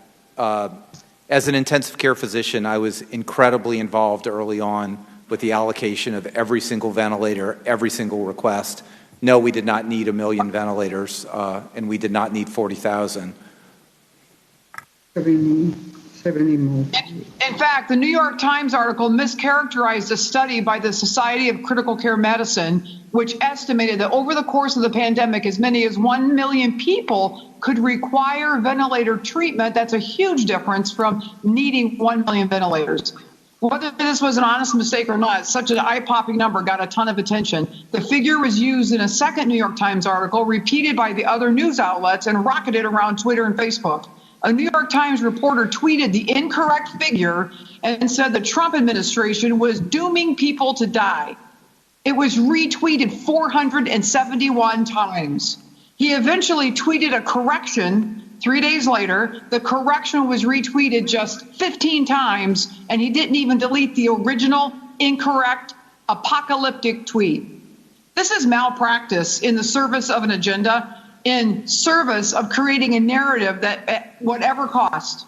Frankly, this reminds me of the Russia collusion hoax that was a hoax we saw play out over the last few years. Report breathlessly, an alarming report, and by the time the story falls apart and has been disproven, everyone's moved to the next outrage. Let me just say that during that time, we had the president of the Society for Critical Care Medicine at FEMA working with us to understand specifically what the ventilator needs was. My group put out guidance on how to dually ventilate people, along with the American Society of Anesthesiology, who had been working on transition of anesthesia machines. So we were involved. Every single ventilator decision went to the UCG to weigh the needs, and as far as we know, not a single person in this country was denied ventilation. And now, because of the DPA use, we'll have over 50,000 ventilators in the stockpile by next week. Thank you. And just curious, how many ventilators did New York end up receiving?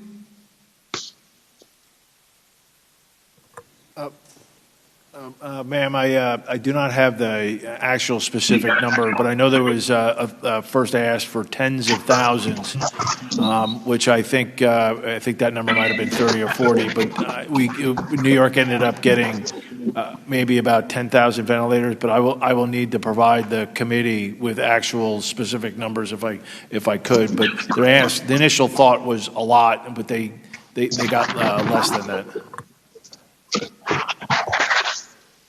And Admiral Polachek, again, you created a control tower to monitor medical supplies and demand. What's the status of the control tower on the role of the federal government and the Strategic National Stockpile in obtaining and distributing medical supplies to the states?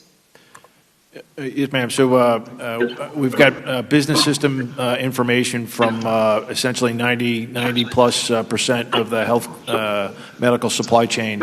I could see it coming in from manufacturing, whether it be U.S. or overseas, being in their warehouses, and then distributed down to first responders, nursing homes, hospitals. We're also in the process of building that out, of getting actual wired connections to the 6,800 plus hospitals in the United States to get on-hand daily information, along with adding state warehouses to this. So you'll have a holistic approach and understanding of the supply chain from states, hospitals, national stockpile, and from the commercial side. And I just want to say that when President Trump enacted the Defense Production Act, the state of Indiana got on board immediately, even in my district, and we are still producing domestically supplied PPE today. Thank you for your service, gentlemen. I yield back, Mr. Chairman. Thank the gentlelady for yielding back. The chair now recognizes Mr. Foster. Thank you, Mr. Chair, and thank you to our witnesses for their service. I would like to first ask unanimous consent to enter into the record a letter from the DuPage County Health Department, a county in my district, outlining their experience attempting to get adequate PPE and testing supplies. And sort of to summarize it, they attested that the lack of appropriate personal protective equipment and medical testing supplies has seriously hampered the ability to control the spread of SARS-CoV-2. And so this is So it's, I understand, pursuant to committee rules, it's being transmitted electronically to the staff of all members, and we have copies here for anyone. But they have numbers here on what they requested versus what they got. N95 masks, 1.6% of what they requested. Okay. Gowns, 1.6%. Eye protection, 1.4%, and on and on. And, you know, as they say, this has caused many additional cases and hampered their spread. And so I just, you know, it's not entirely a good news story here. I think it strikes me that the biggest thing that you're facing here is that we've seen a resumption in the exponential growth of COVID cases. We're seeing nationwide doubling of time of about 2 weeks. We're seeing in hot spots in Sunbelt states, we're seeing several days doubling time. And so my question, I guess, starting with Rear Admiral Balzek, how many more doublings can you tolerate before our supply chain breaks?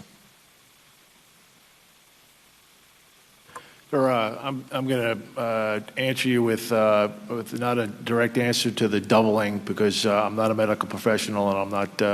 No, you don't. You understand the demand. If the demand doubles and doubles and doubles. Yes, sir. I get that. Again, states. In my conversations, in my understanding, in my work with every state, every regional manager, and our large hospital systems, most. 70 some odd going on 75% have at least 30 to 60 days of supplies on hand. Right, and what does that do if the demand doubles and doubles and doubles again? I mean, it seems like that in less than 30 days we're going to have a huge crisis unless we start seeing, you know, real self-control on this. This also, Admiral Giroir. You know, you can see you've done a great job on increasing testing capacity, but it's linear.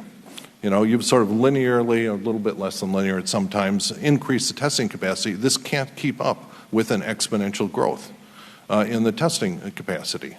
And do you see any way to keep up with demand that doubles and doubles and doubles again? Yes, thank you, Congressman. So my job is to make as many tests available as possible, as quickly as possible, get them to the right people. There are strategies. Again, we're a little bit linear, but we're going to get a little bit more exponential as supply chains kick in for some of the point-of-care tests. But we're exploring different opportunities, and you know that, about pooling of tests, particularly with surveillance. Yeah, but the pooling breaks if you have a high enough fraction of people infected where every single pool has multiple positive samples in it. Right, but that's not the case in most places. That would be used in low-prevalence surveillance. Okay. So let's see, I'd like to move to antibody testing for a moment here.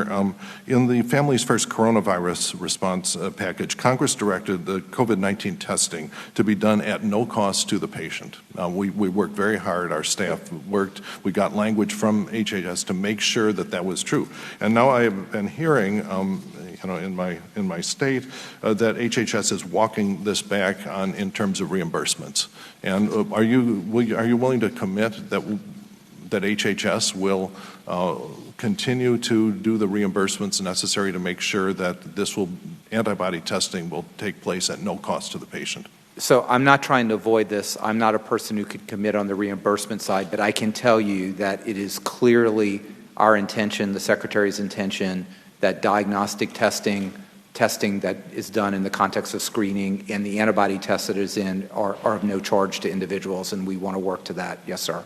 Okay. If you find out that that's not true, please get back in touch with us. I actually haven't heard that being an issue, but I'll investigate that and take it for action. No, it's very important because especially in light of the President's statements that he wants to slow down testing, something he's confirmed multiple times, one technique that he may be using is to charge people money for something that should be free. And slowing down testing is not what we need right now. Thank you, and my time's up, and I yield back.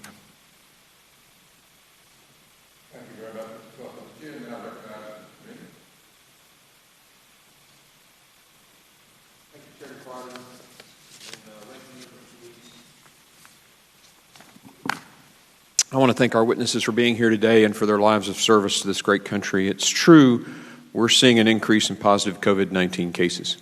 The United States is testing more people than any other country, over 35 million thus far, with 637,000 on June 25th alone, the most recent data available. The Trump administration has also successfully procured millions of PPE, including through aggressive utilization of the Defense Production Act, as you guys have all mentioned today. As of June 26th, efforts on the part of FEMA, HHS, and the private sector have led to the delivery of the following: 167.1 million N95 respirators, 682.5 million surgical masks, 27.3 million face shields, 299.2 million surgical gowns and coveralls, and 17.1 billion gloves. And as far as ventilators go, the administration has assured thus far that we have more than enough, so much so that numerous states are returning their ventilators to the strategic national stockpile. Washington State returned 400, California 500.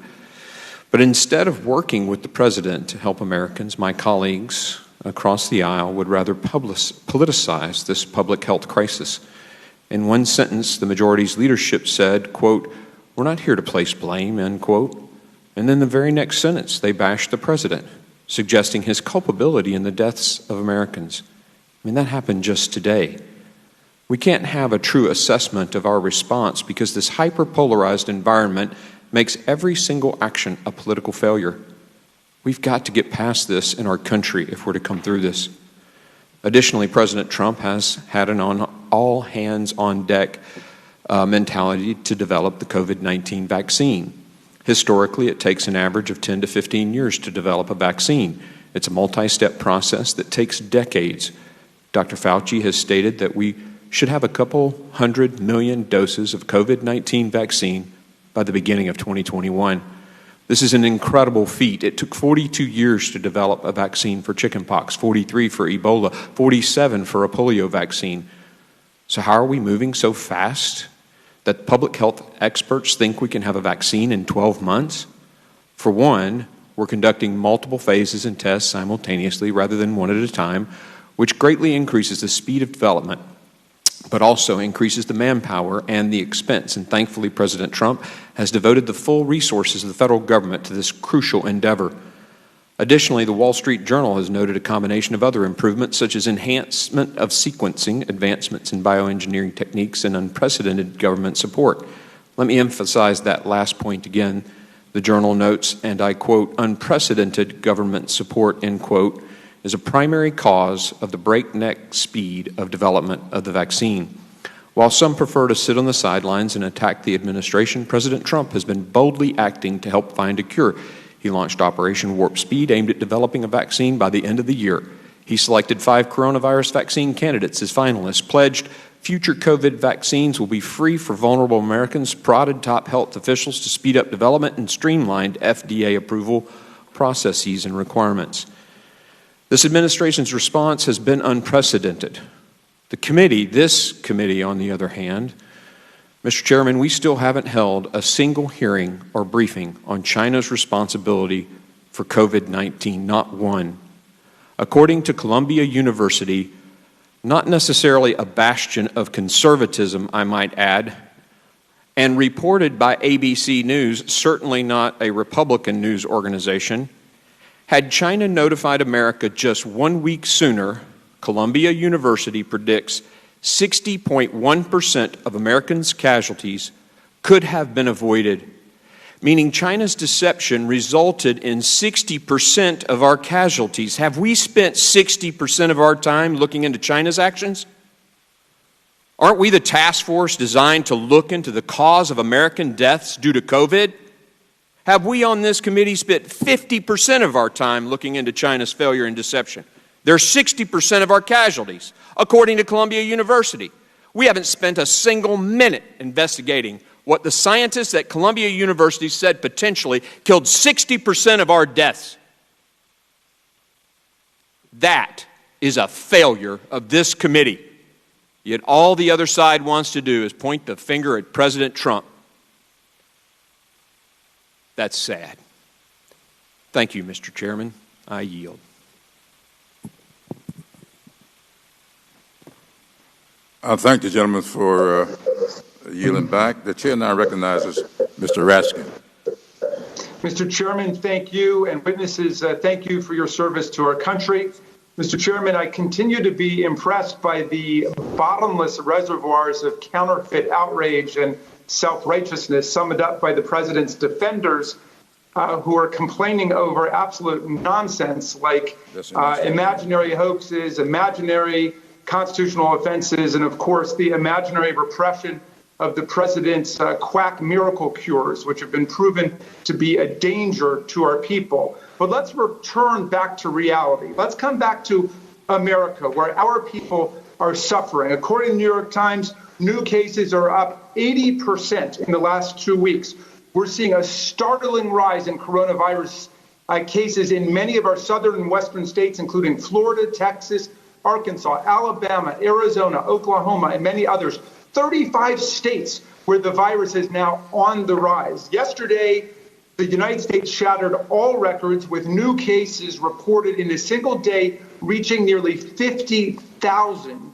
There were more than 800,000 new cases reported in June alone, and Dr. Fauci says we are on course to hit 100,000 cases per day. That is terrifying. Now, since the pandemic began, the Trump administration has insisted upon having no plan. It's up to the states. It's helter-skelter ragtag operation. The Trump administration has made only limited and sporadic use of the Defense Production Act and has mostly relied on the private sector to procure supplies, often from China and other foreign suppliers, and the same foreign suppliers to be distributing the supplies. And we know President Trump, contrary to all this mad scramble to try to distance him from China, we know that President Trump praised the performance of the Chinese government and President Xi 37 different times in January, February, March, and April, praising General Xi's good, very good, great performance, his relationship with them, the extraordinary deals they're working together. And if our Republicans want to go down that road instead of working to address the needs of the people, I'm very happy to do it because it will lead into total disgrace and embarrassment of their arguments and their attempts to blame China for this whole situation. And if China covered up at the beginning, which I think it did, President Trump covered up for China in the process. That's the relationship. Now, Rear Admiral Polovchik, I want to ask you questions about demand and supply. You said that the demand for masks may be inflated because some industries think that they need them when they don't actually need them. And I want to make sure I heard you right there. I think you invoked janitorial services as one of those. Do janitors and custodial crews, like the ones that are going to clean the Rayburn the House office building this evening, do they not need masks? Sure, there's several standards of masks, right? So I was referring to medical grade. Those would be covered under NIOSH. And so there are different standard of masks. So I'm not saying that they don't need a mask. I'm just saying there's different standards of masks. Okay, so let me go to the question of supply then. And this goes to the question I think Ms. Waters was asking you. You said that you're not certain about what the nationwide supply of PPEs is, and that might be understated, because you don't know how much PPP and how many masks the states are actually in possession of. Can you just explain why you don't have that figure, why you don't know that, and will we ever come to a place where we actually have a coordinated national strategy to get Americans the equipment that they need? Sir, there is a coordinated national strategy. And so the states are working with me to give me their warehouse information data as we work through this. And if you'd heard any of my other answers, the supply chain information, you can't run a supply chain without information, without data. So the first thing I did was I brought in all the business systems for 90% of the healthcare supply chain. So I've aggregated that at FEMA in a data lake, brought in a information tool from DOD, and I can see where. Forgive me, because my time's about- Sir. So it's all part of the answer, and so we're adding the state warehouses, adding the hospital information, and so Health and Human Services and FEMA are going to have the entire ecosystem of understanding supply and demand across the nation.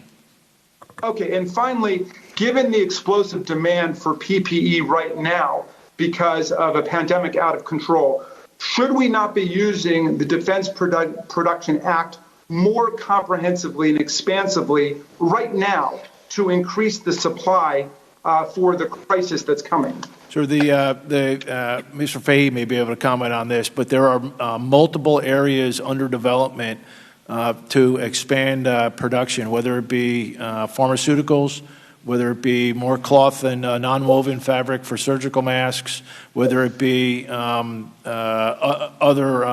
nitrile gloves, et cetera. So all of those take time and investment decision criteria, but Mr. Fahey may be able to answer the question about the robustness of that answer. Could you answer, and I'll yield back after that, Mr. Chairman. Yes, sir.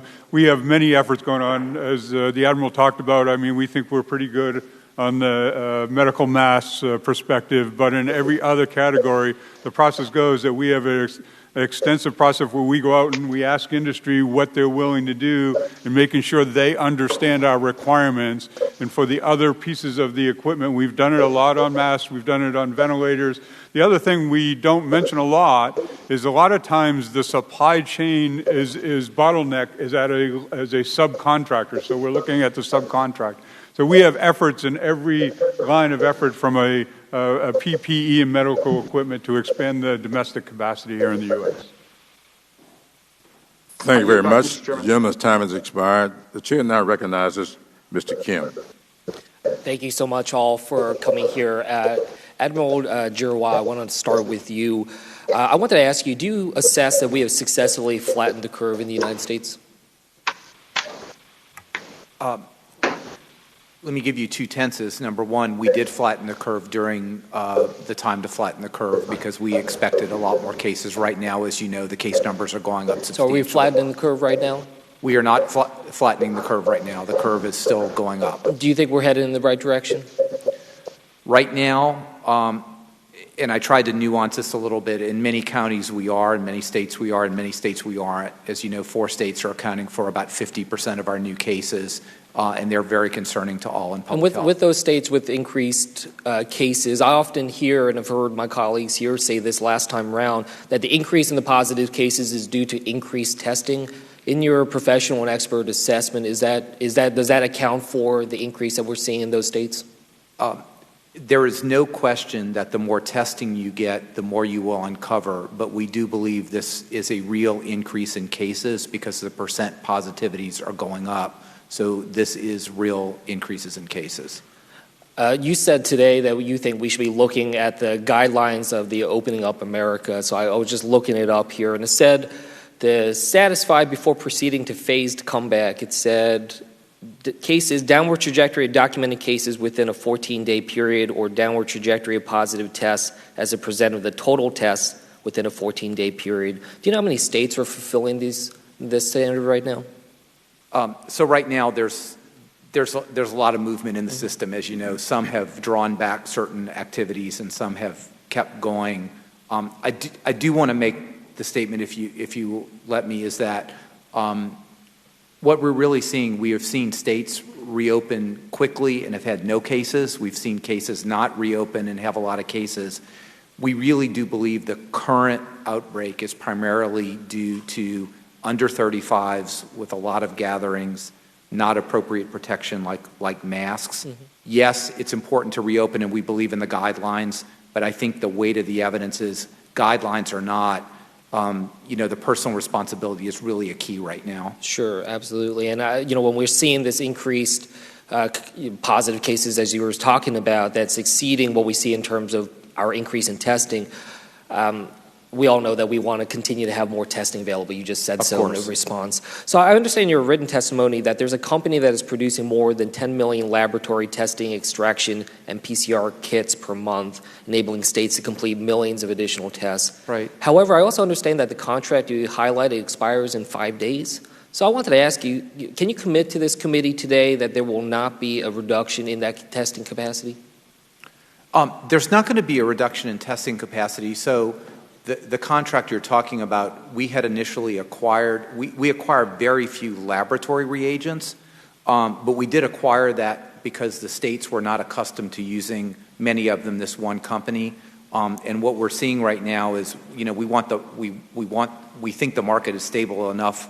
You've got $10.25 billion into the states that the states will buy that from that specific company. But we did, because they were the states, when I say the states, it's laboratories in the states, were not as accustomed to using this type of test with this type of machine, that we did sort of seed that by buying it federally and distributing it. Just 2 questions left for you. My home state in New Jersey was hit particularly hard by the virus, and in March and April we were really struggling. We had very few tests available. We tried to seek additional HHS-backed, FEMA-backed, federally backed test sites. We had 2 in New Jersey. We were trying to get more, and we were told that that request was denied and that no more federal test sites would be stood up in our country in the beginning of April. I just wanted to learn from you, who made that decision, and can you tell me how that decision was made not to have any more federally backed test sites? So I think that's not true, because we started 41 completely federally run sites, but the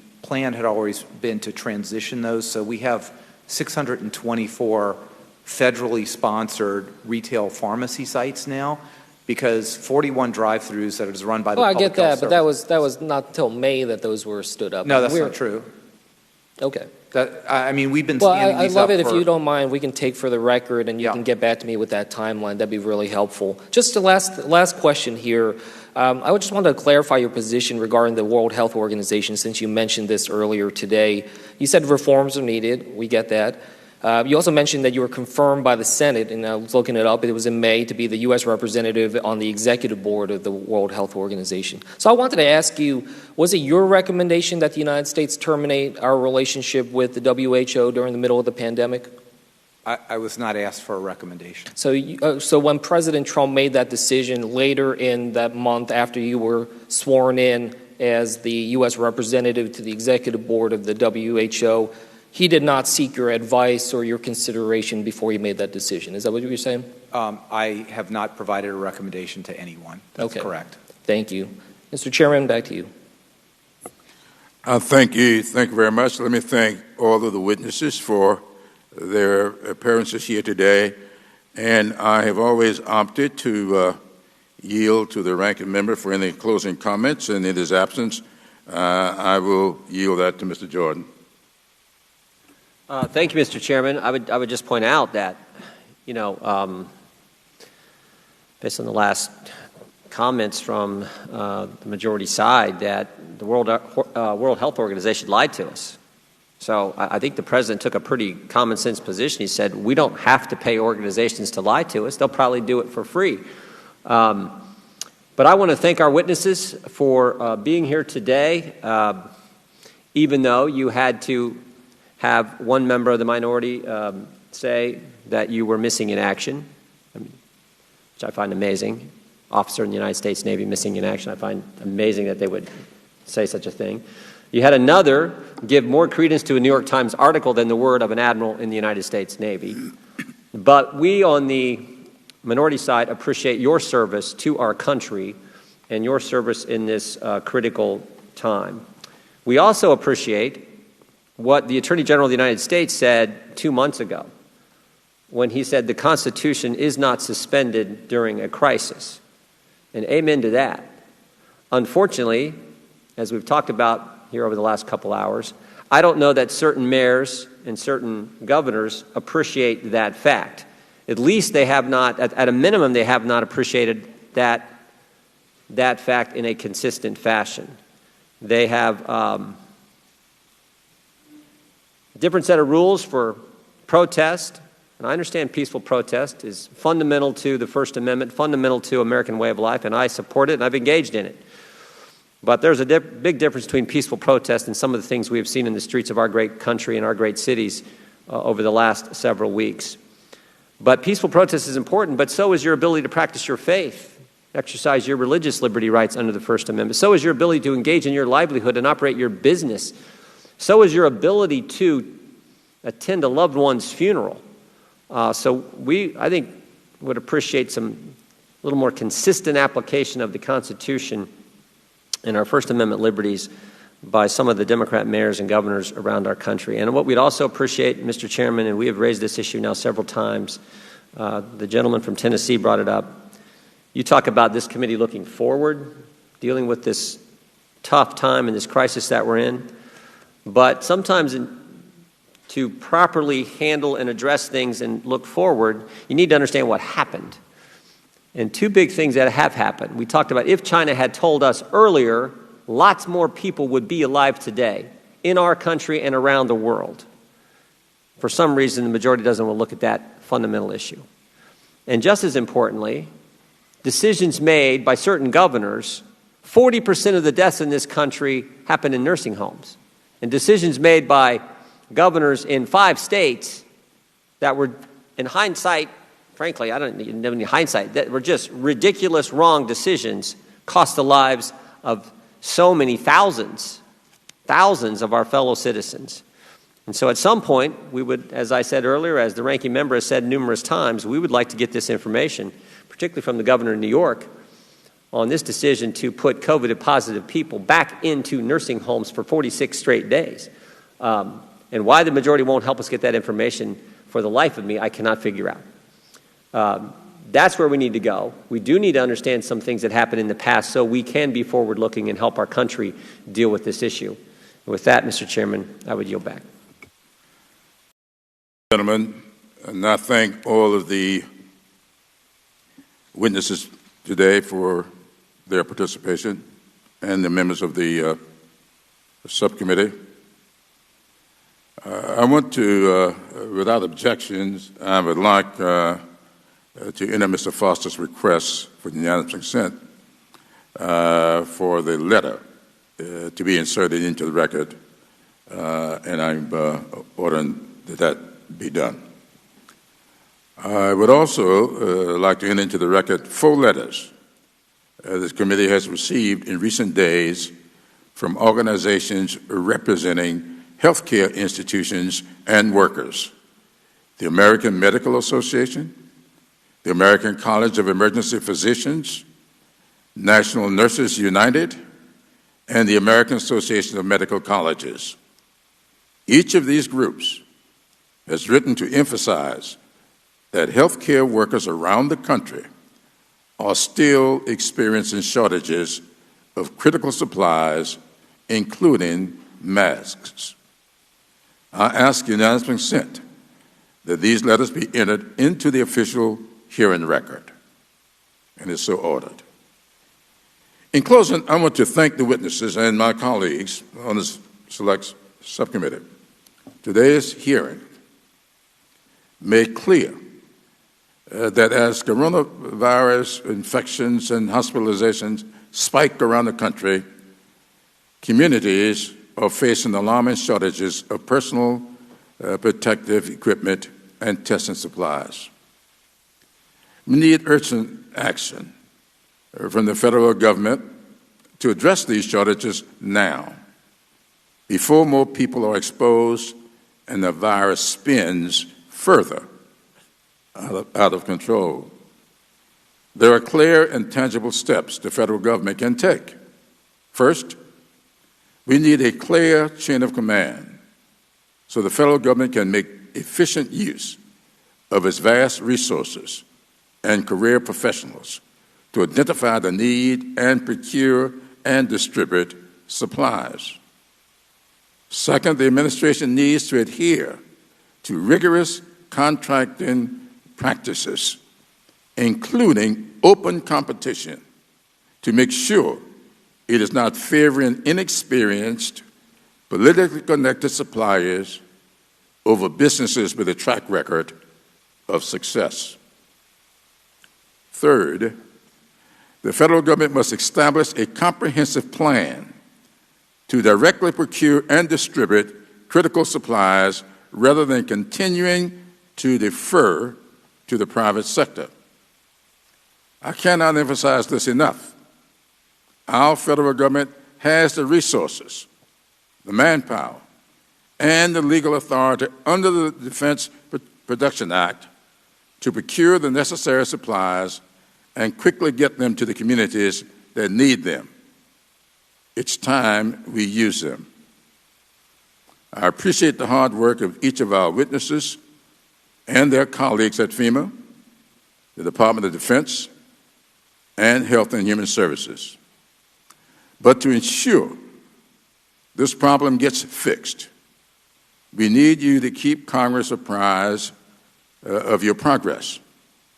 I am therefore calling on FEMA, HHS, and DOD to provide this committee with bi-weekly updates on the projected supply and demand for PPE and testing supplies.